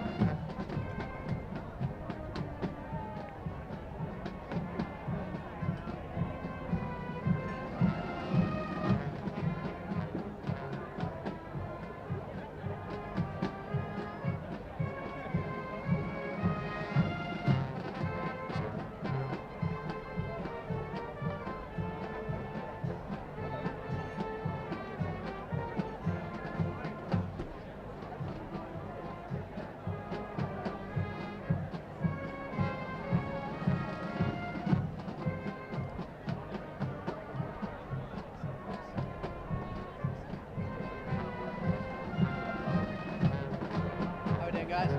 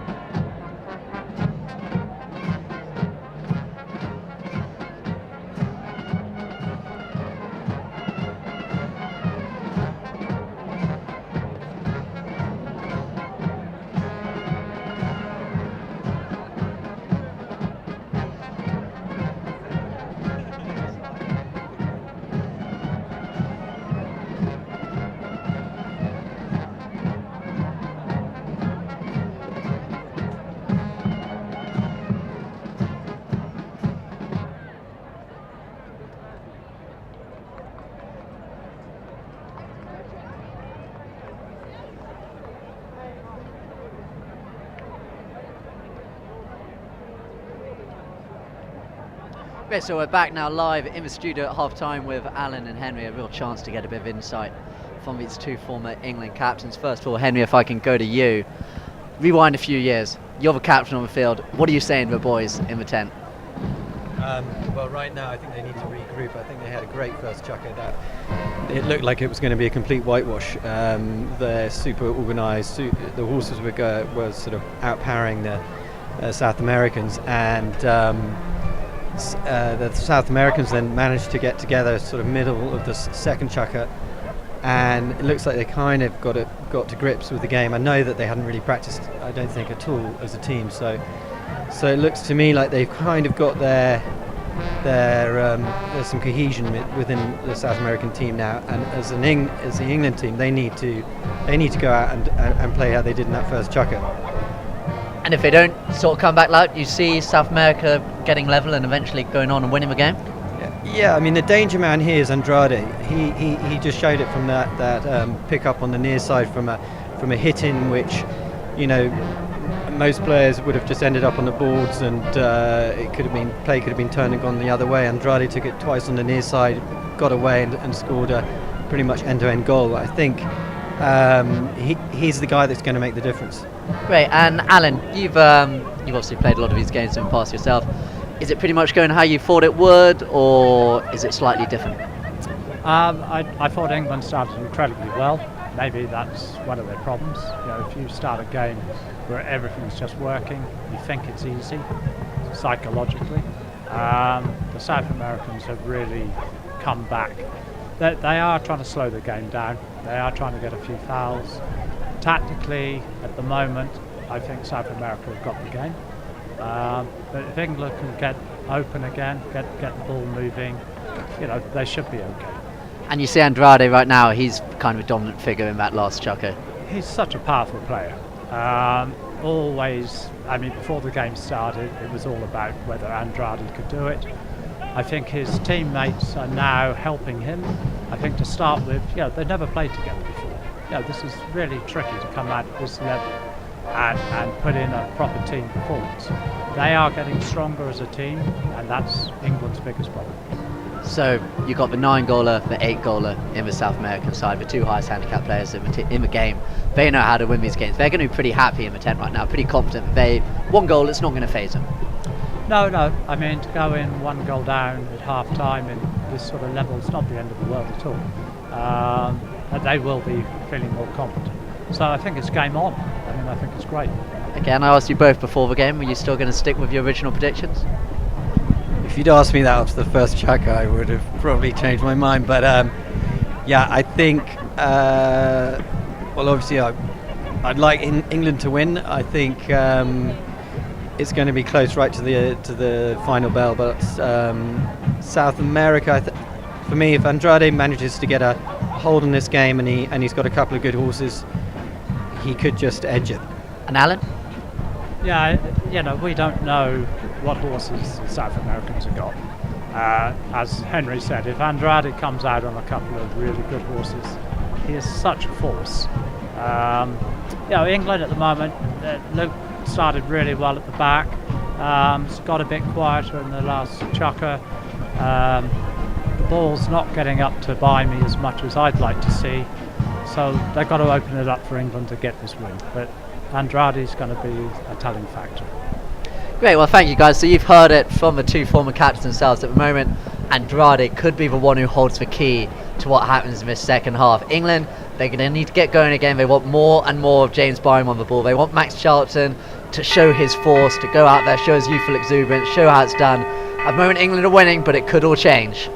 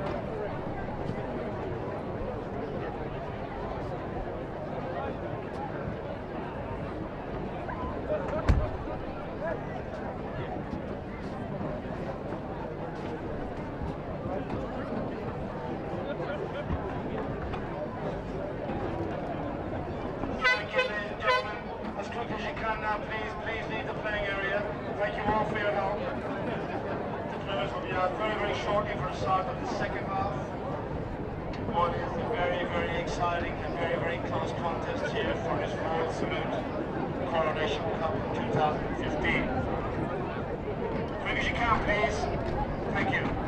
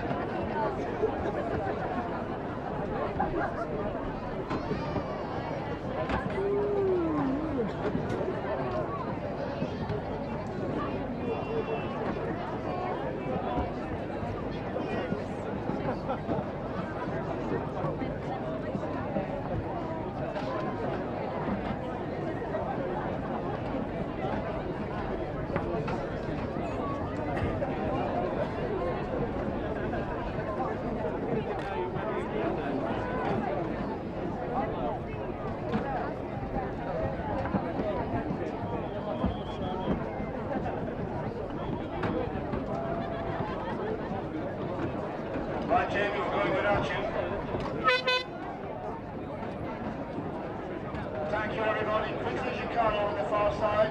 Jump like a rabbit, thank you. So make sure that you post your photos up on at Guards Polo Club. Tweet, Facebook, Instagram.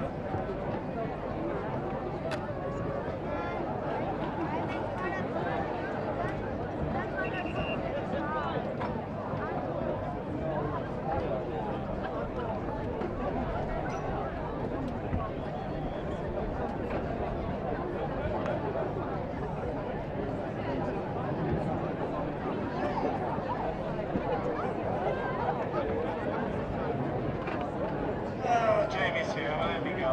Up we go, Jim.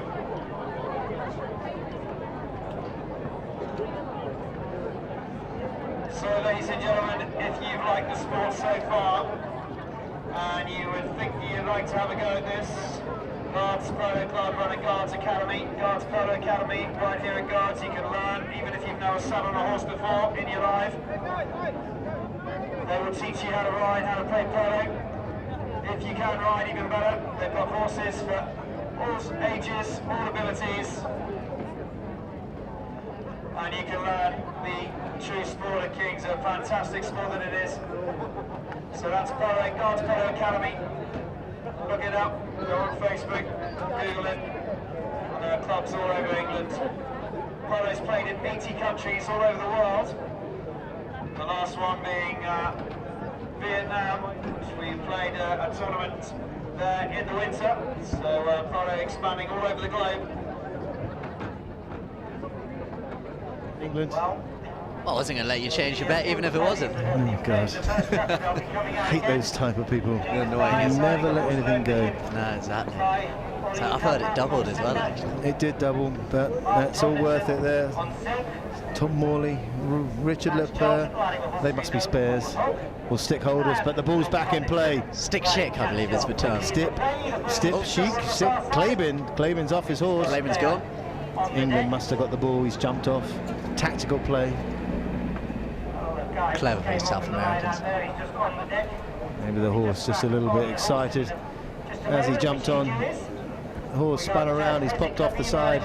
He's okay, the pony's okay, the players, they'll have another throw in, but it won't be from the boards this time. It should be from the centre of the field, which theoretically should give South America the advantage. Luke Tomlinson.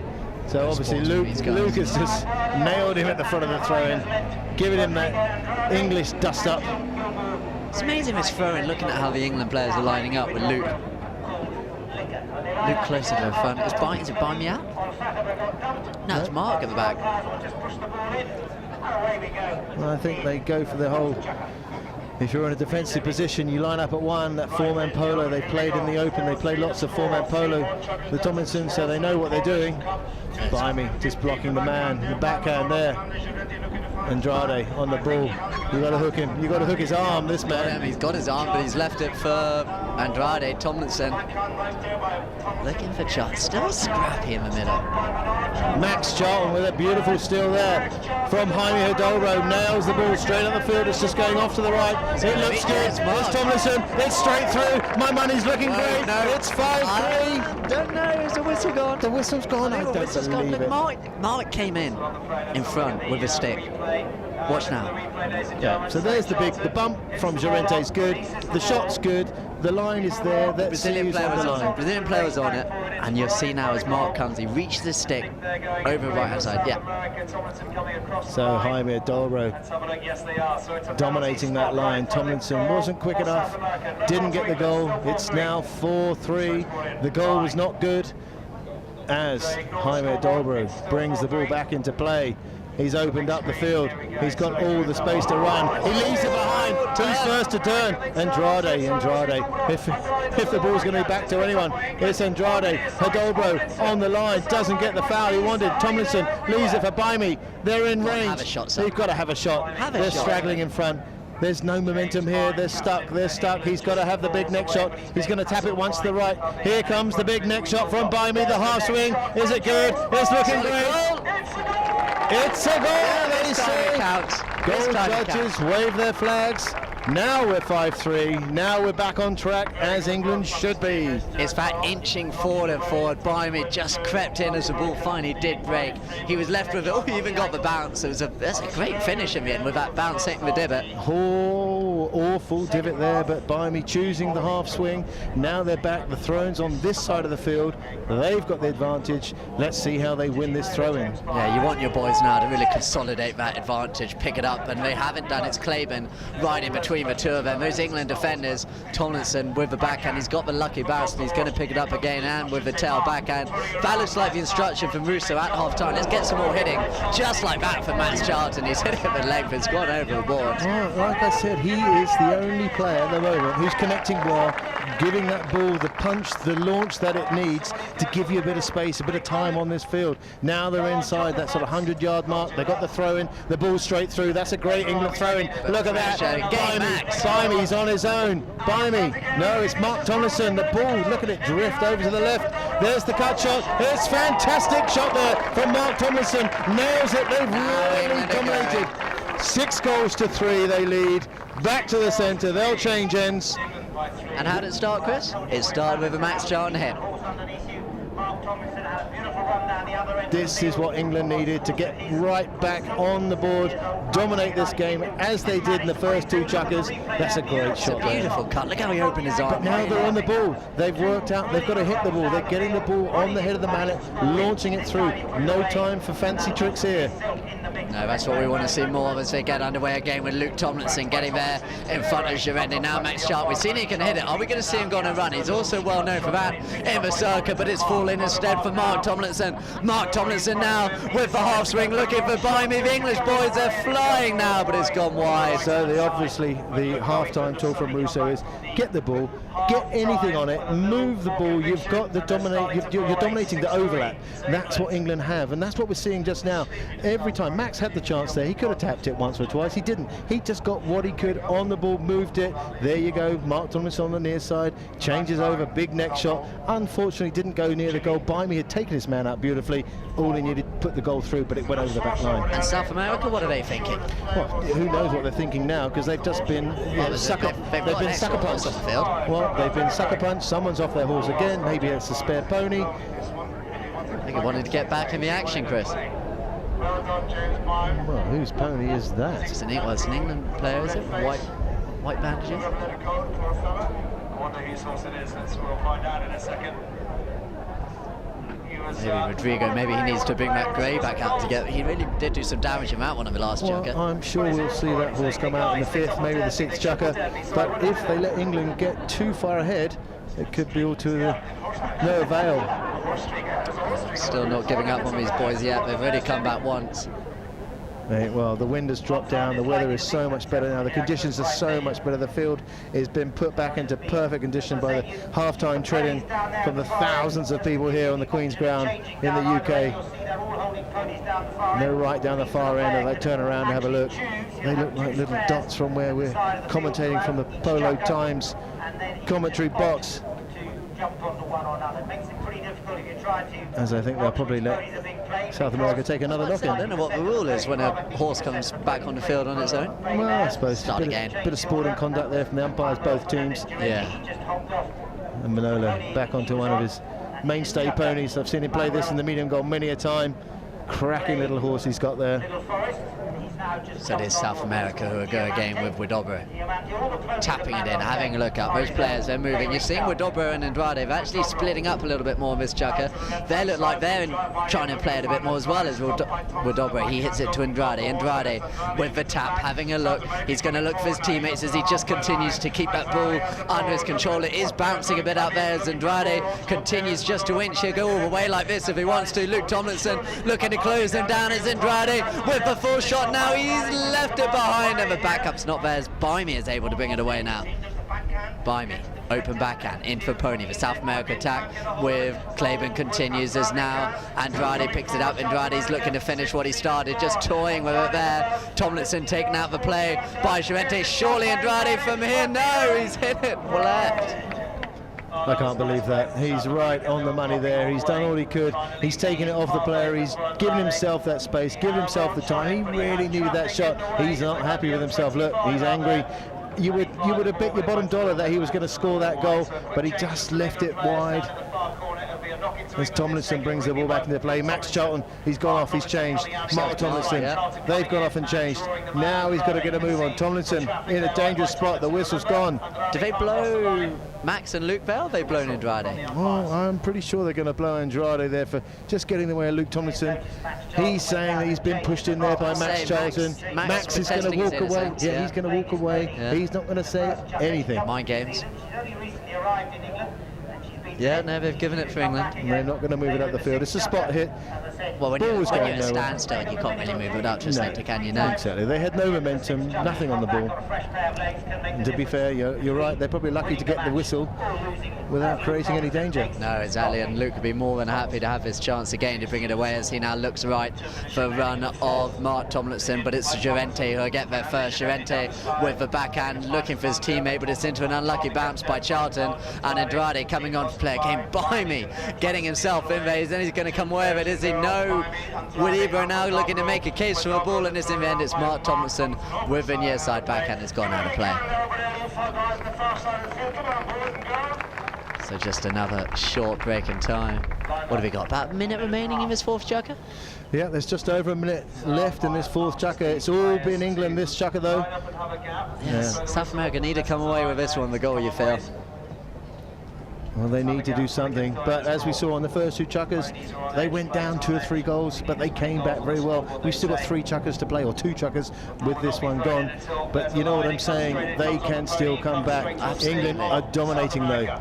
Look at Bimey, he's all over it. Every time those South American players get the ball, there's an English player crushing them, bashing them, working hard. Charlton's got the ball, he's got the backhand, it's left for Bimey.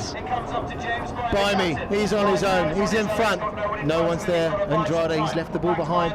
There, you see when they start tapping, start fiddling with the ball, it doesn't go anywhere. They've got to get some wood on it. And like that, no, it's just everything's hitting ponies at the moment. As now Mark Tomlinson brings it away.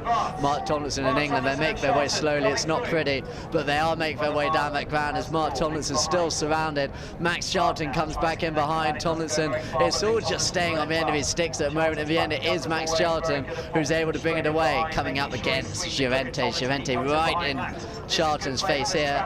Andrade's coming onto. Is that 2-on-1? No, not anymore. When they're stood still, I mean, there's no danger there. Everyone's stationary. Great hook there from Max Charlton. No, wrong side. Wrong side. Looks like he's from the wrong side. I'm pretty sure he's a little bit disappointed he didn't get the flow of the play. He probably thought he was blocked out of it, but when you start checking down, come to a standstill, game on. First come, first served on the ball, and they were. Now the ball is going forwards. Is it a 60-yard penalty? It's moving up somewhere. They're South moving America right up. 60.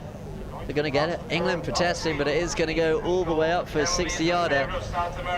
And when I said how they could really do with a goal before this chukker comes to an end, this could be their opportunity.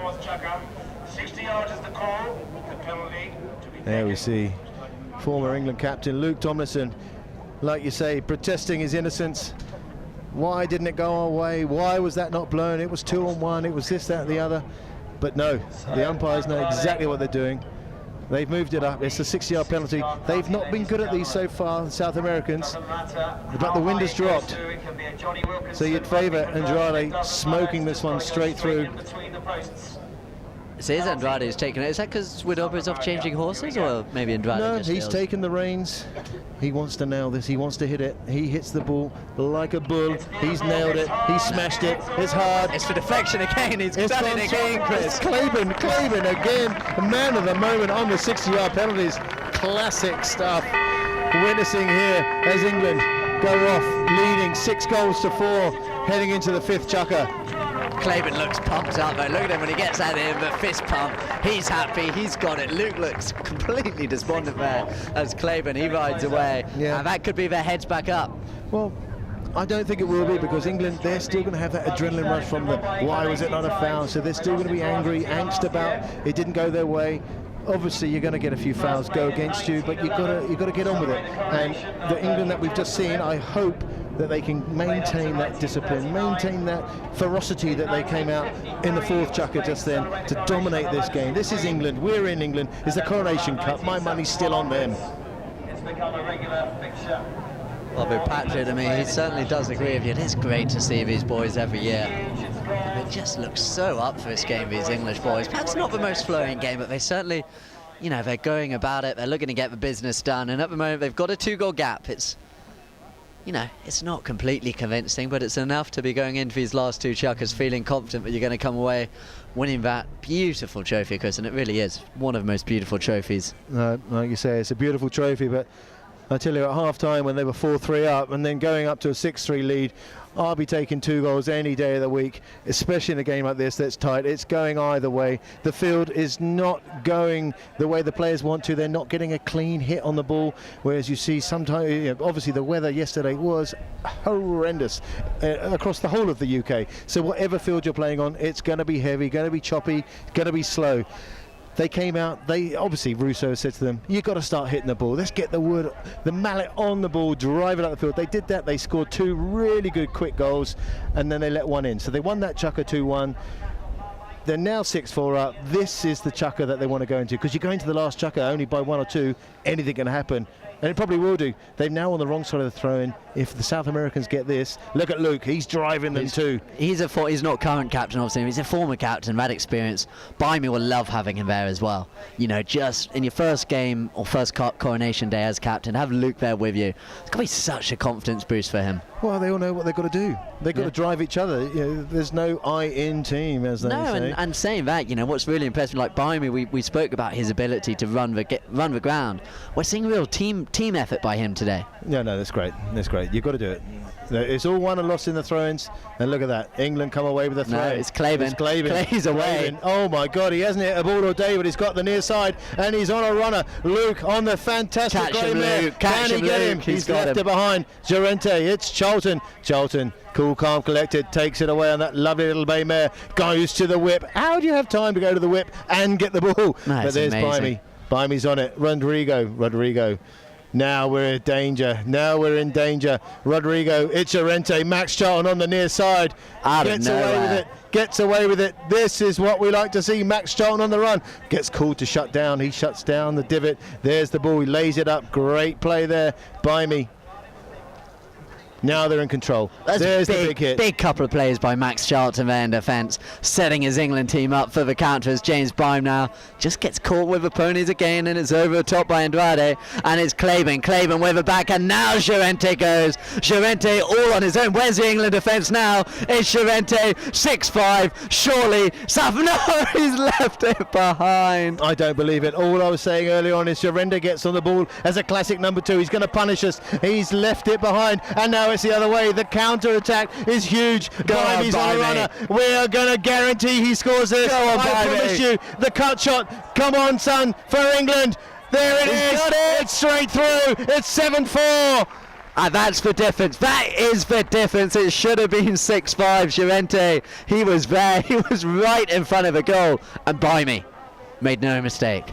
You're not going to make a mistake. You've seen it one end. You've got to nail it, as he does. Llorente, I can't believe he chose the shot that he did, but he left it behind, leaving the back door wide open. Charlton pounces on the, gives it to Bimey, takes it a bit to the left. Doesn't get the best shot. I was about to say, it wasn't the cleanest goal you've ever seen Bimey score. Doesn't matter. With the conditions that you got, that's the cleanest you're going to get today, as the ball's back in play. Hidalgo. Open backhand, looking for Llorente. Llorente, he's going to want to get straight back on the ball, you fancy, and make up for that miss as Tomlinson now comes on for play. He sees Charlton go. In England, they look to the into the pony. These lucky deflections. They're going for South America. This time is Widobro. He hits the backhand, and it's going to be picked up again by Max Charlton. Charlton with a long drive. That's away. That's away, Max Charlton. Find Mark Tomlinson. No, he's left it. These players, and so is Andrade. So he knows Widobro and Charlton. Easy as you like. Tip tap through the goal, and it's another one for the English side. 8-4. My money is looking safe. After that miss from Mark Tomlinson, you'd bet your bottom dollar that Jaime's going to get on the ball. But the way it's going, look at the divot. Look at the bounce. It's not there. Jaime can't get it. Hit a backhander there, I hear his coach say from the far side, as Max Charlton has the easiest of tap-ins. There you go. That's an opening goal for field goal for Max Charlton anyway, I believe. And so Well, your money has got to be on England now as It really they come does. back. The whistle's gone. They look like they're having a free change of the ponies. It's just a bridge too far. There's a chucker and a bit to go. Not even halfway through this 5th chucker. No, it's not over. It's not over. South America, they know how to get back into this game. Well, they need to do something very quickly, because if England go back to the centre on this side of the throw-in, if they get another one in this chucker, I think it might be all over. Well, you know who we need to see more of? We need to see more of Widobre, if you ask me. Well, he's the classic number 4, though. He sits back, he takes his time. We need to see, actually, Llorente getting on the ball, playing that classic number 2. Claiborne on the near side. He should have stayed on the near side. He hit it really well. He goes to the offside, misses it cleanly, leaving England to go back the other side. It was a 5-6 game. They were within a goal. Now they've spread wide apart. No, you're right there. That chance for Llorente. I'm looking at my money and I'm thinking, Llorente owes me a big drink. Oh, he looks disappointed. But I tell you, I've been in that position. When you're running on your own on a field like this, you think, the ball's not going to bounce, it's going to be easy, I just tap it through, and all of a sudden, wham! The ball bounces like a demon, and you miss it. No, it's got. And you're looking at 4 English players going the other way. Yeah. And you're like, oh my God. Why did it happen to me today? No, exactly. One of those things, Sally, and it happened again, I'm sure. Well, like Pablo McDonough said in his quarter-final, the ball was travelling at his speed. He saw it like a balloon, and it was going his speed. So for him, that day was easy. The ball was on the end of his stick. Couldn't miss it. It's like any sport you watch for sort of Xavis or Iniestas playing football. They always look like they've got time, don't they? And it's the same. Well, the better players always do have time, but when you're in 4-man polo like this, it can look scrappy. And look at that. He can't get a clean shot. Claiborne. He picked that one. He's got volley. it. There's the big neck shot. If he gets this, we're all on. Scaps it. No, wide. Wide again. It's just not running for South America. They needed it. They needed it, but we're still there. They've got the passion. They're playing hard. Henry just giving me a nudge on the back. I think that's his horse quiz. Is it? That's what he said. But it kicked it well, didn't it? I was about to say, it could have put it in. Anyway, Luke getting going again. It's England. Look at that. Well read there from Andrade. He's in the danger zone now. He's got to score this. He's got to score this. He's left it behind him. Llorente. No, Llorente is there. Llorente calls to leave it by Claiborne. Oh no, dangerous for England. He's only gone on the near side. He's left it there. The backhand's great. It's the counter. It's Bimey again. Bimey's going. He's got Llorente. This could be 9 at the end of a 5th chucker. It's James Bime. Bouncing ball. Llorente coming back hard though. Bimey just checking up, slowing down, having a look up. Charlton. He wants to pass. Look at him go. Has Bimey seen him? It looks like he has. He's going for it now. Into the pony. And South America, they can bring it away. Just about. Llorente. I don't know why Llorente didn't call him off that ball down there. That was a guaranteed goal. Just a bit of hot South American blood. Miscommunication. Saw it on the near side, took it away. It's going to be costly though, because to go from one end to the other, it's a good minute and a half in this game, and they're running out of time rapidly as England still lead 8-4. Now they're in control. Andrade, they need him to work his magic as he brings the ball down. He hits it in his own play. Got a lucky bounce, but he's not going to get there again. Oh no, here he is. It's Andrade with the tap. Charlton still waiting as Tomlinson just behind him. Andrade continuing to tap the ball down the ground. Andrade tapping, Charlton waiting, and I think we've got another whistle. Don't see what they've blown there, but Andrade's going off to change, so he thinks it's in favour of him. I think they blew an England player hooking off the ball. They might have done that, but it's obvious that they haven't got anything, because Andrade normally goes through with power, speed and excellence, but to tap it 80, 90 yards down the field, they haven't got any momentum, and you're just waiting either for a foul or for an England player to come in and do a great backhand. But he's obviously changed ponies. He knows the foul's going in favour of him. Where are they going to move it to? I would say a penalty free, is it? Yeah. Well, all the players are back, so penalty 3. 40-yard penalty. The awful penalty. The worst penalty to hit in the world. Because at 60, your mindset is, well, it's a 60, it's defended. We're going to hit it, go through the motions of what I've practiced, try and get a bit of loft if someone stops it. Well, but a 40, it's only 40 yards. You've got one defender coming across, but it's actually a lot further than you think. Those goalposts, they narrow up. They're like a yard wide when you're hitting a 40 because the pressure's there. You should score it, but you see these great players missing them all the time. I know, I've done it.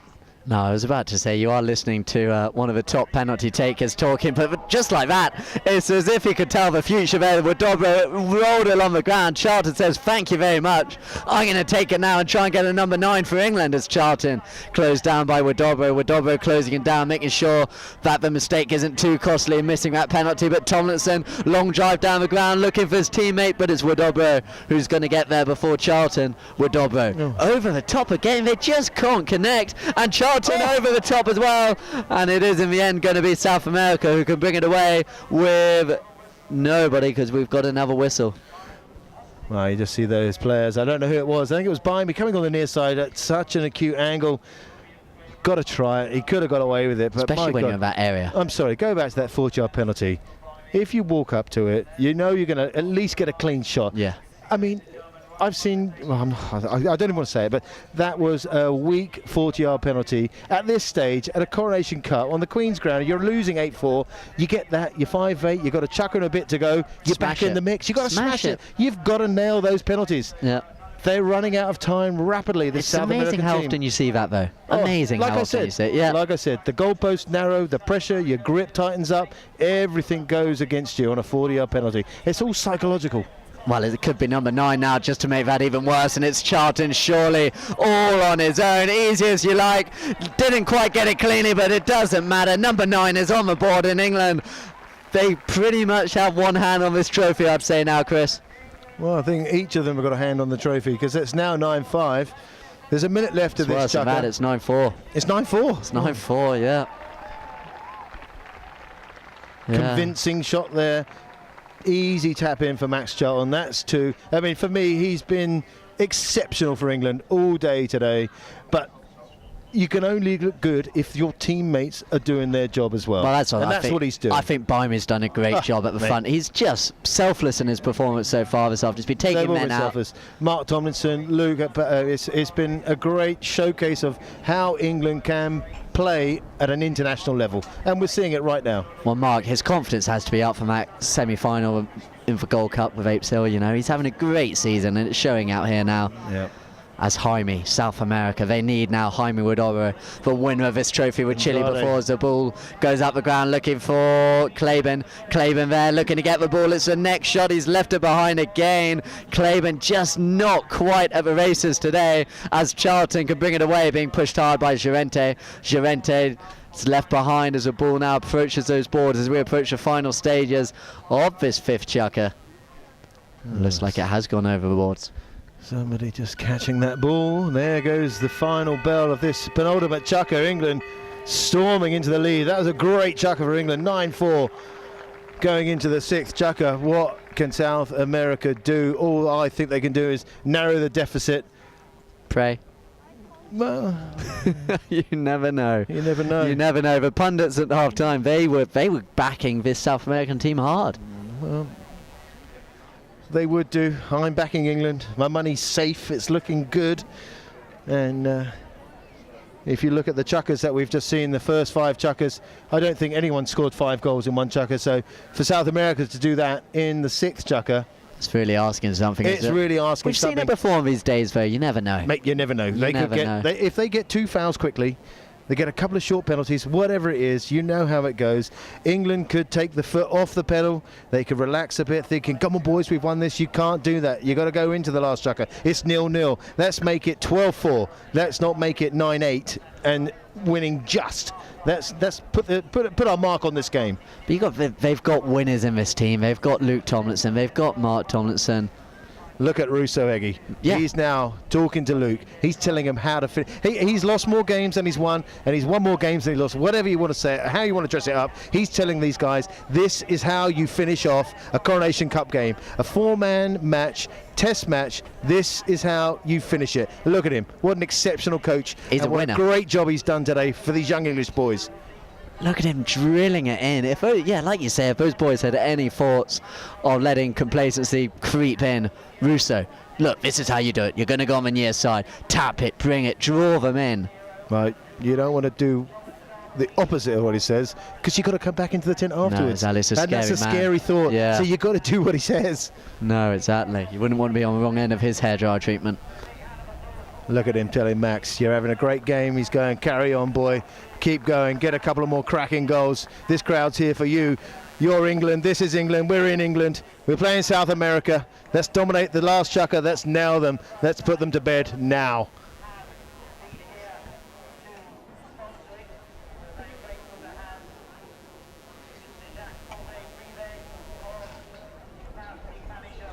So South America getting on their best ponies, doubling up the ones they played early on in this match, seeing what they can do. Look, Andrade, he's on the grey. He's on the grey again. We know he's dangerous. If he can get 2 goals quickly on that one, swap onto something else, I'll tell him. Now, Christopher, if that was you mentioned when we spoke about that grey horse earlier, he might come back on the 6th.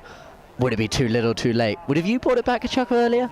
Well, if I knew what I knew now about the 5th chukker, obviously you would do. You go into that 4th chukker, England get a couple of quick goals, you get back into it. There's only a 6-4, wasn't it, in the end of the 4th. So the 5th chukker, we have nailed them. So England have got the tactics right, they've got the horsepower right, they have destroyed them in that 5th chukker. They're going in with a bit of confidence in the 6th. South America, they're going to be a bit more relaxed and say, we've lost the game already. Let's see what can happen. And when you toss the coin into the wind, you never know what side it's going to come up.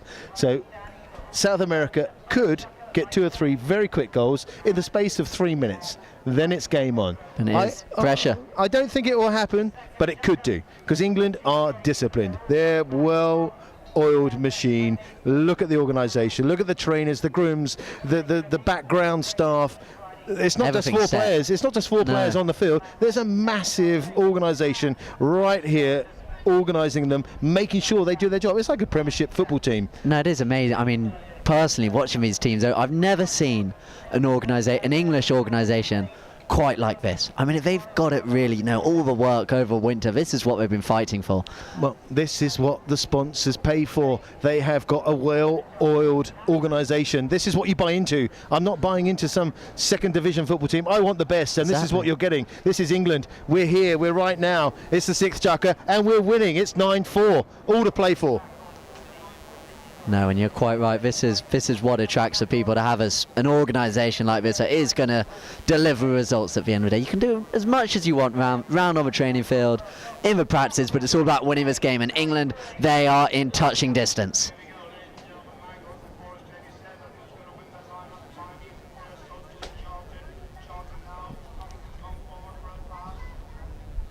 Charlton on the ball.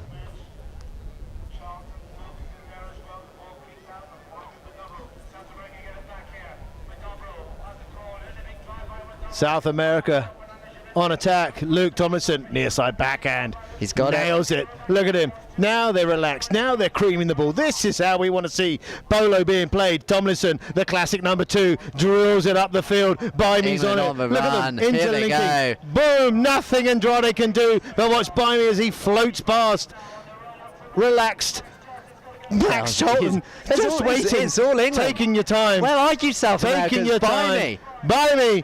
Drill it, nail it, it's goal time, it's 10-4, Andrade's not happy, the nail has pushed straight into the coffin. Look at them go. This is getting too excited next to me, but that was unbelievable. The 3 English players all on their own. Andrade coming back, he's wondering where his teammates have gone. Well, I'll tell you, that's the first time you've seen classic interlinking play. The near side backhand was clean. It's exactly what we want. Mark Tomlinson, clean pass. Bymy on his own, clean. Max Charlton doing his job, cleaning up behind. Now we're in control. We're properly in control of this game. I feel bad for South America. They put a great show on. They really nailed us. They pushed us hard. The third chukker. The second, third chukker, they were good. The 4th chukker, you never know which way it is, but now England dominating. Look at that. They're trying their shots. I don't think in the last couple of chukkers you would have seen Max Charlton. He wouldn't have attempted it. There was still the pressure going. Now they're playing with freedom. They're all playing with freedom, because one team is now going, well, we've lost the game, let's put a show on. The other team, let's dominate, let's show what we have trained for. This is what the organisation has paid into, and let's dominate this game and really make our country proud. And that they're doing. That they're doing. You know what? I don't mind losing 20 quid when England play a game like this. 20 quid? No, you're we right. doubled it. It was 40 quid. I was hoping to get away with that one, but it was never going to happen. All right, I'll let you off. We'll go back. As is Claven. Claven, he's left it behind. It's still all England. Look how relaxed they're playing now. This is like practice. That little flick backhand by Bimey. They're there. They're there. They've tied this one up.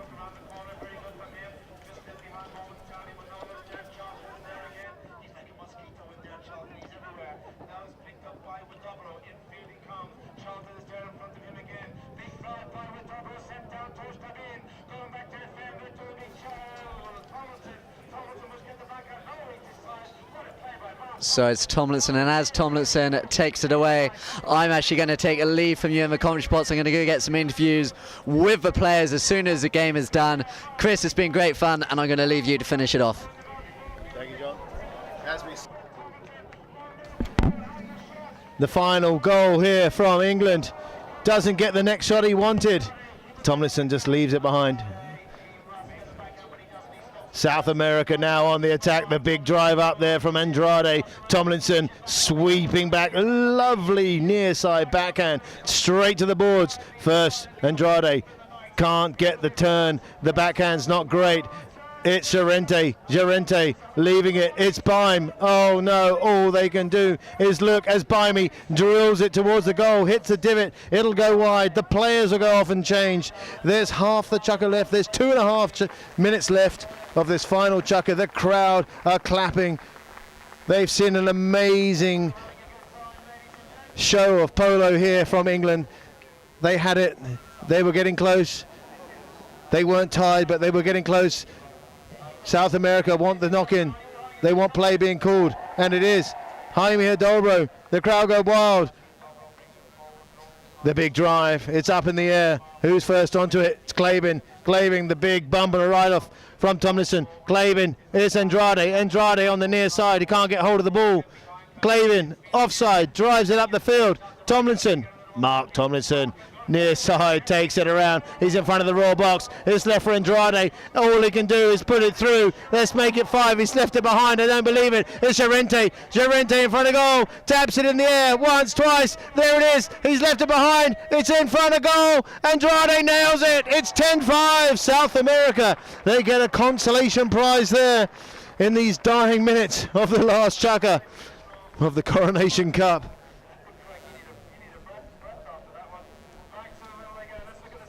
As they go back to the middle, look how scrappy. The ball is bouncing everywhere. No one can get hold of it. The backhand's no good. Andrade right on the line. All he can do, nail it through. They know the game is gone. They know the game is lost. This is where great sportsmen are respected, because they give it their all until that final bell. You've got to do it for the crowd, for the people that have paid the money to come and watch this great test match as Charlton takes it around. Doesn't get the bounce he wanted. Now we're going to see some showboating from young James Bime, the England captain. The bump and the ride-off. Jaime Hidalgo is on the line. The ride-off's not good. The whistle goes. It'll be a spot hit just inside their half in favour of South America.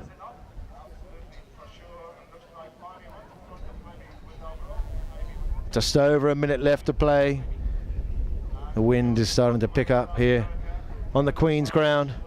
John Kent, he's left me. I'm all on my own. He's going to do some interviews with the players as they come off. Can't wait to see what Bimey says about this. It's been a great victory for England. They played exceptionally well. They've really come together in this 4th and 5th chukker. But South America, haven't they put on a great show? They really have played well, especially this young man, Andrade. 9 goals of Brazilian dynamite. The big neck shot, there it is. Oh, he just drills it off a little bit to the left there. The near side backhand is not good, but it just trickles over the back line. Llorente could not get anywhere near that as England shepherd it off. Happy to see it go over. Let the clock run down. Just a minute left to play now.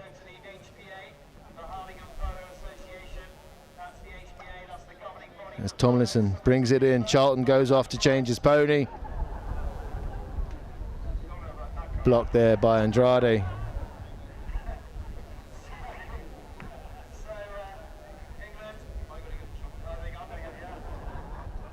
Charlton Gets hooked out of it. Who is that? It's Andrade. He's a beast with the ball. He's great with the stick. Can he make it 10-6? He's going up. Tomlinson on the near side. His stick's aloft. There's no foul. The whistle stays silent. Hidalgo. He stays straight. Charlton just goes over the top. Steals the ball. Gets hooked out of it. Andrade. He can take his time. He can't turn left or right. There's the under the belly shot. The millionaire shot. Who's in front? It's Clavin. All he's got to do is tap it through. He does that. It goes through. It's 10-6.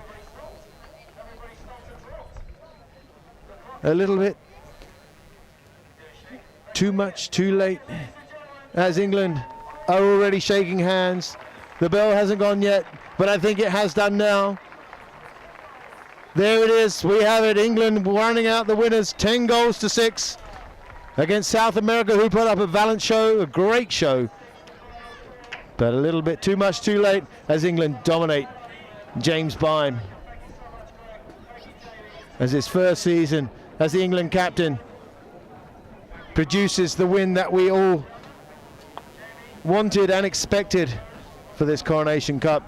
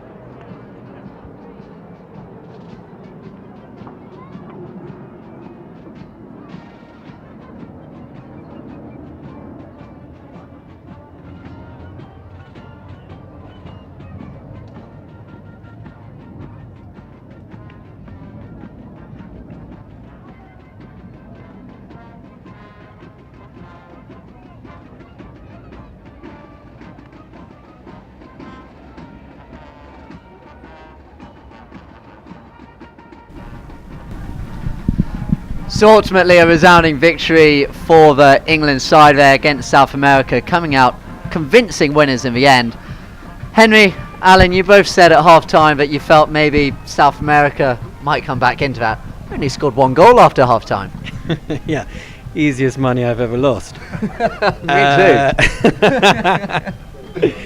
Yeah, I mean there was a turning point in that last that last half where they could have gone 6-5, and they were so close to the goal. And that was the Llorente play, no? Yeah, Yeah. and England turned the play, went down the other end of the field and scored, and from then on it was just all England.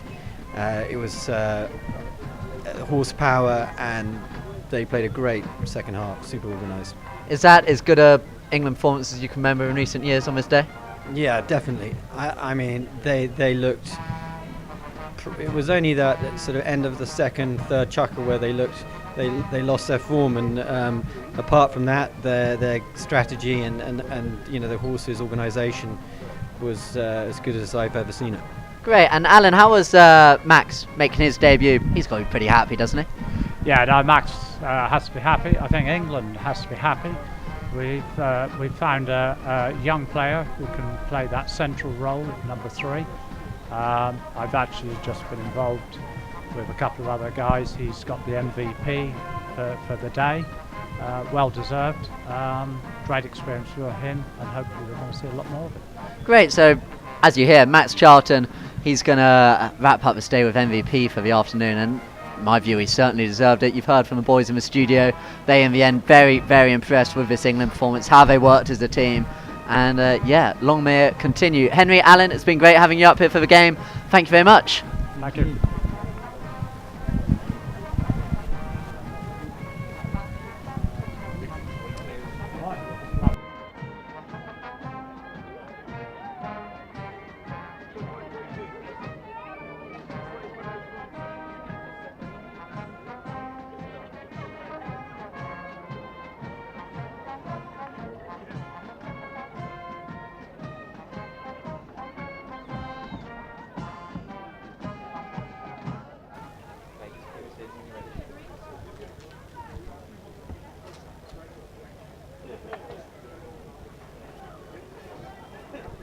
Yeah, so just all that's left for the day now is the beginning of the celebrations. That, of course, happens with the trophy presentation of the Coronation Cup.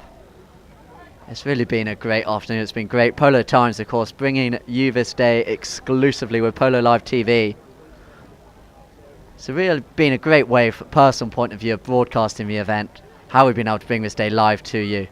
And, as me and Chris said whilst we were doing the commentary, it's been a great platform to do it from up here. We've really enjoyed the game. We hope you have at home. But it's now, as we said, the celebrations really will get underway for this English team. They'll be going to pick up the Coronation Cup, their well-deserved prizes. They put on a great performance, like we saw Max Charlton. What a debut for him. He really could not have asked for any more from the young man. Just 25 years of age. I spent a lot of time with him when we were about the same age, about 18 years old together in Argentina.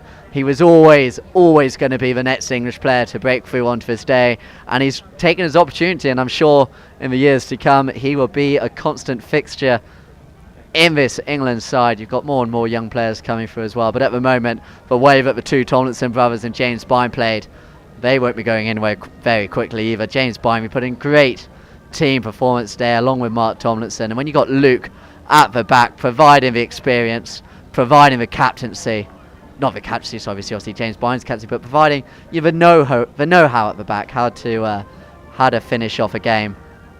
And as I just look at them now, actually in the tent, you got Winston in there, Charlie Hamby, who lent a couple of horses. The players now coming out, they look absolutely delighted with their day's work. Russo Heggie, we spoke about him in the game. He's a man who's won everything in his own playing career, and now he's been a major part of this English coaching setup for the last few years now. And you saw the turnaround, the change in that team, just as South America looked like they would be making their way back into the game. England, they came back out fighting.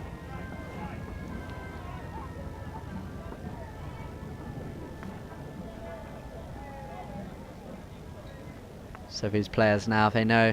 Next up, Spain. The rest of English season, there's plenty more ahead for these boys as the year goes on, as the summer goes on. But at the moment, it's all about them enjoying this moment. There's the party tonight. Royal Salute. It's been great having them here as sponsors for the first time this year. South America, they'll be there as well. Great sportsmen, the South Americans always. But at the end of the day, it was the English side, the 4 English boys who proved the better. You see now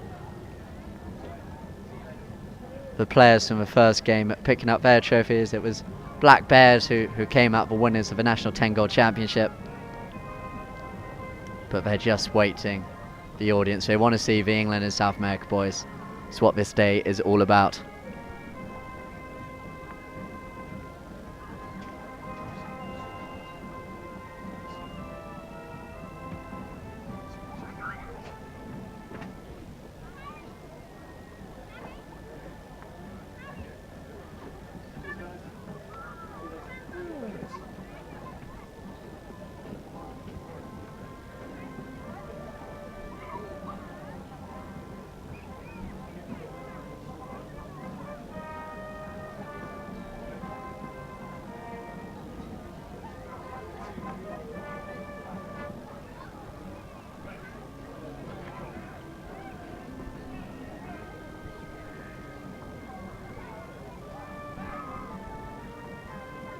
So the umpires now walking past me here as well. Sponsored by Polo magazine, the umpires. It was Gaucho who sponsored the best playing pony. Well, the sponsor, Gaucho, of course, one of the most famous steak restaurants in the world. I've been there many a time in London as the players just come back, getting the applause here now from the crowd. Well deserved.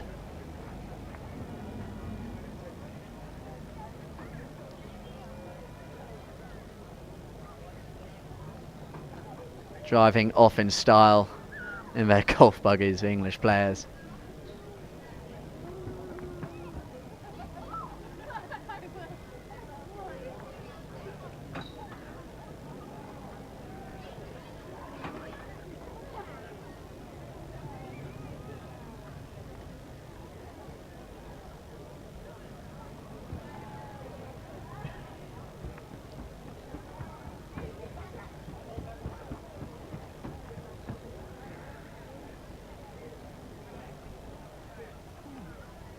So you see the England players now making their way into the presentation.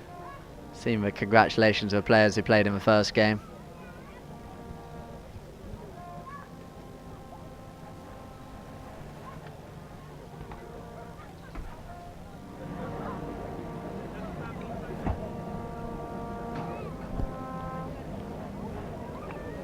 They certainly do look delighted, those English players. Max Charlton standing there, the number 3.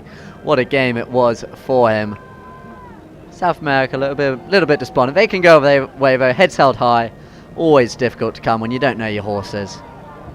They put in a great effort out there, and it did. You know, you listen to Henry Brett and Alan Kent here at half-time. They both said they were putting their money on the South Americans, so they certainly made an impression, but at the end, that organisation of the English team was just too much of them.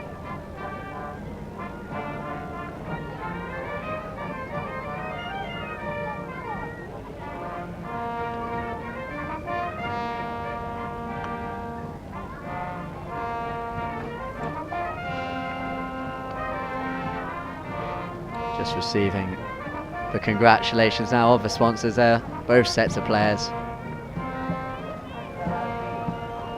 Prince Charles, of course, coming out.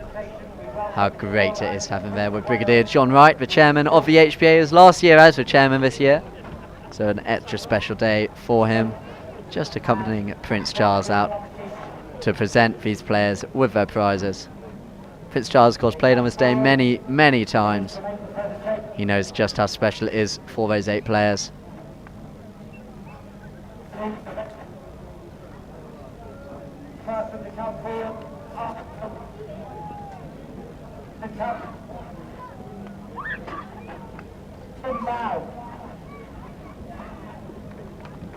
So just calling, it looks like, the umpires first of all. Tim Bowen being asked to come pick up his prize there.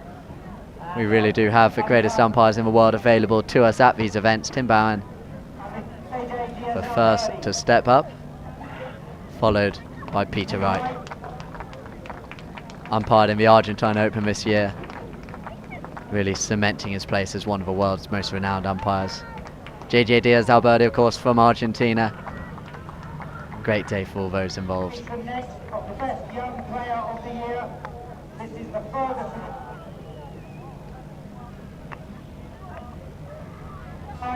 Mark and Luke.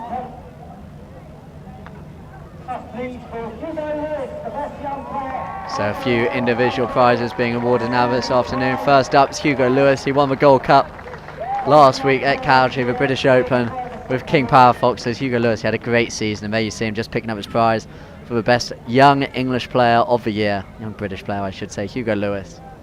We are extremely grateful for... Plenty to come from that young man in the future, no doubt.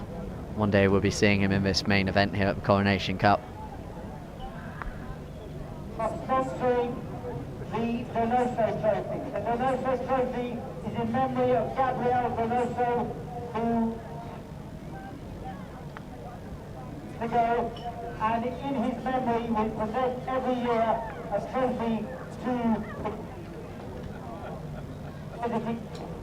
But I please ask for Jaime Garcia Hidalgo to come forward to receive the Donoso Trophy as the captain of the visiting team. A very special trophy here for Jaime Garcia Hidalgo, picking up the Gabriel Donoso Trophy in honour of the late Gabriel Donoso, who was also an international teammate of Jaime, a very close friend for many years.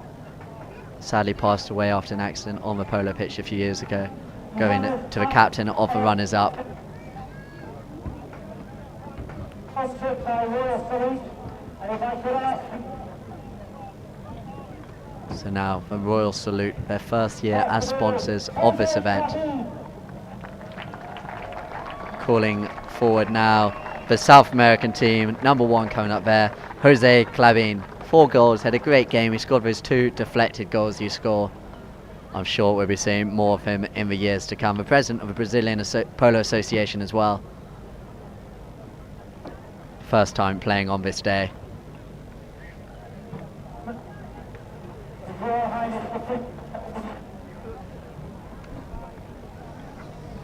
the managing.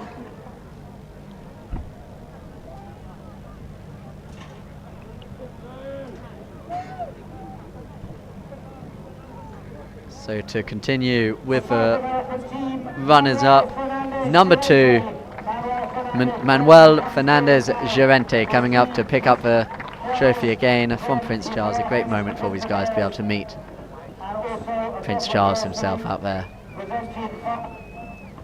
Gerente, a constant fixture here in England, in the medium goal circle. His first year playing in this trophy. Great moment for him.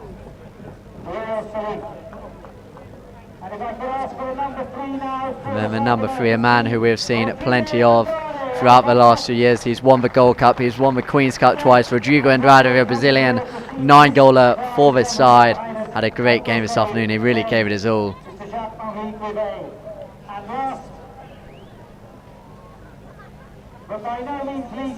And finally, for his side, the captain of South America for this afternoon, the Chilean, Jaime Huidobro.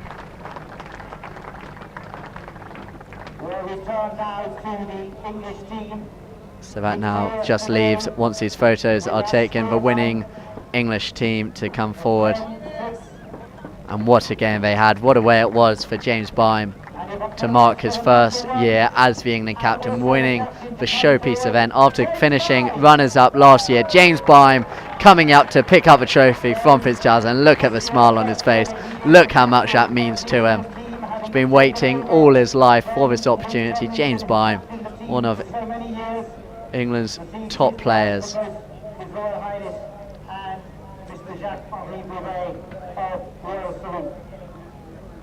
And I'm sure Royal Salute absolutely delighted in their first year to begin this trophy to England, as Mark Tomlinson, again his 10th year playing in this trophy, coming forward, picking up his prize from Prince Charles.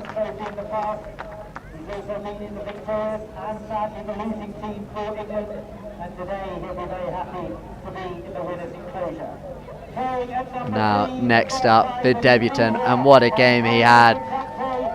The homegrown here at guards, Max Charlton. What a day for this young man, 25 years of age. A great performance by him.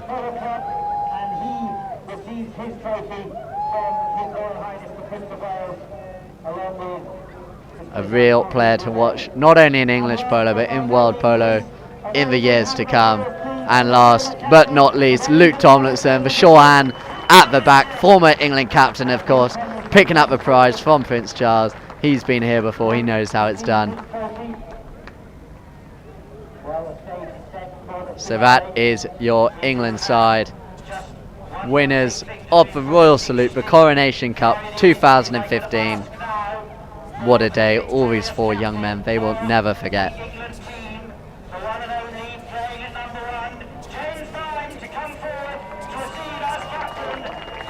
And of course, James Byne, the captain for the day, coming forward to pick up that trophy. Look at the size of it.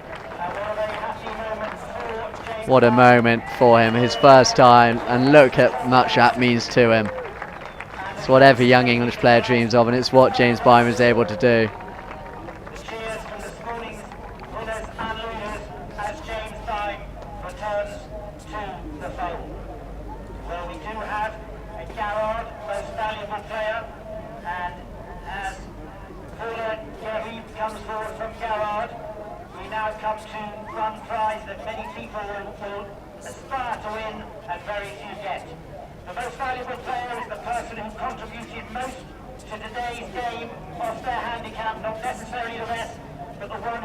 So next up, being awarded the most valuable player off his handicap for the afternoon. A prize that everybody wants to win, and as we told you, exclusively first here with Polo Times magazine, it was Max Charlton who's picked up the MVP for the afternoon, most valuable player off his handicap.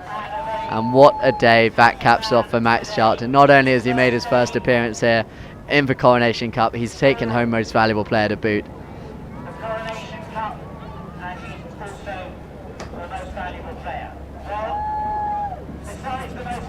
The most valuable player trophy being sponsored there by Garrard, one of England's top jewellers.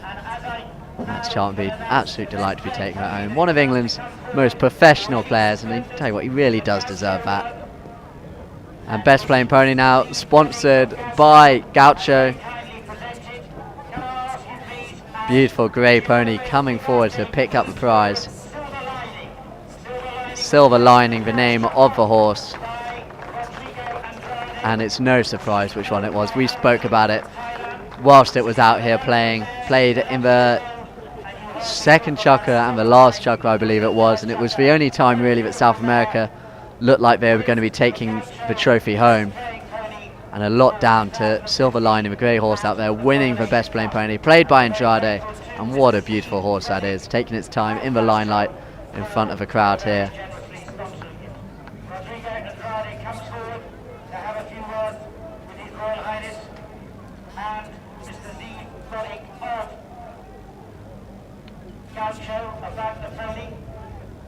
And of course, without a pony, you are nothing on a polo field. A very beautiful mare, brought over from America, 11 years old. You can see she's still full of life. She'd like to play another match. She's very interested by the Royal Box. Perhaps she wants to join the Royal Box herself. I've rarely seen a horse in such fine spirits after a 27-goal match. So it's wonderful to see Silver Lining really showing her mettle. So that basically wraps up proceedings as far as the playing and the presentation goes. As we said, it's now up to the players to go enjoy the evening now, and up for all of the people here at Guards Polo Club. They do put on a great event for people to come back to. It shows the amount of people who turn up here year after year. We've been lucky with the weather after rain that was falling yesterday. You did not think this would be possible, but the work that the ground staff have done here, that everybody have put into this day, Royal Salute, their first year as title sponsors, it's really great to have them working in such close conjunction with Guards Polo Club. Here up in the stand from the Times, from the Polo magazine, the Polo Times magazine, live on Polo Live TV. It's really been great. The setup here is amazing. This is the way that polo has to go in the future from here. The best playing pony You make it possible for these players. Look how happy they all look there, picking up their prize. Prince Charles there. He loves this day, coming back as he does. Brigadier John Wright next to him, Mark Tomlinson there. How proud his mother Claire, father Simon must be seeing not one but two sons part of his team, and James Byam, Max Charlton. This day is all about, you know, the team. Byam put in a real team effort out there, so as did Mark Tomlinson. Max Charlton, he was MVP, but I know he'd be first to admit that it was the team really that won the day. Not the easiest conditions, so you needed them to come together, which they did.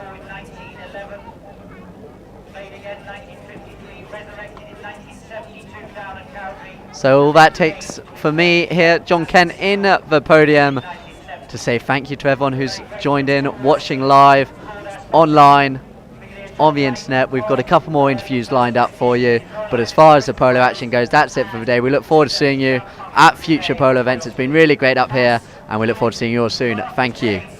For the victorious English team, many congratulations. We now have the photo call of this morning's game. We have Tempest on the left, we have Black Bears on the right. Black Bears ran out the winners over Tempest in a very hard-fought battle. Extremely good game of polo. Black Bears won 10 goals to 8. A few words from His Royal Highness Guy Schwarzenbach of Black Bears, the winning captain. Simon Kite next to Gillian Devono of How to Spend It. Simon been here many times before, representing both New Zealand, his home country, and also the Commonwealth.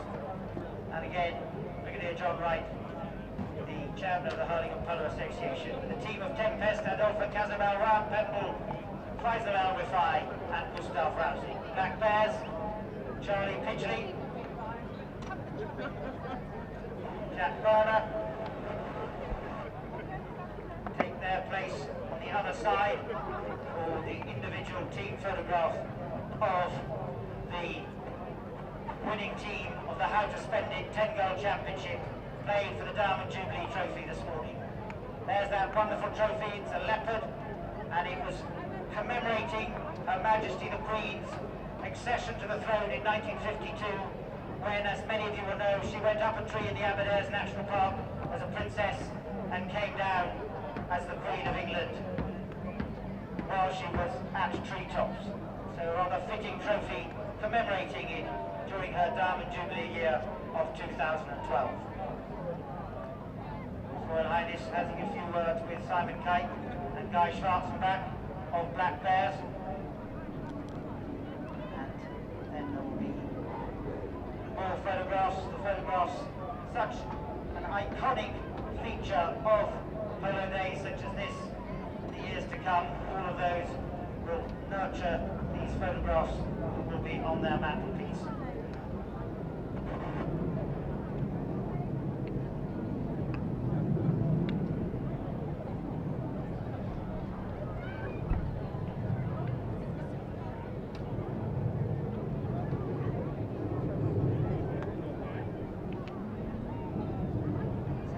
His Royal Highness, Prince of Wales, accompanied by Brigadier John Wright of the Hurling and Polo Association, accompanied by Mr. John Green Armitage, the chairman of the Guards Polo Club, take their leave of Smith's Lawn.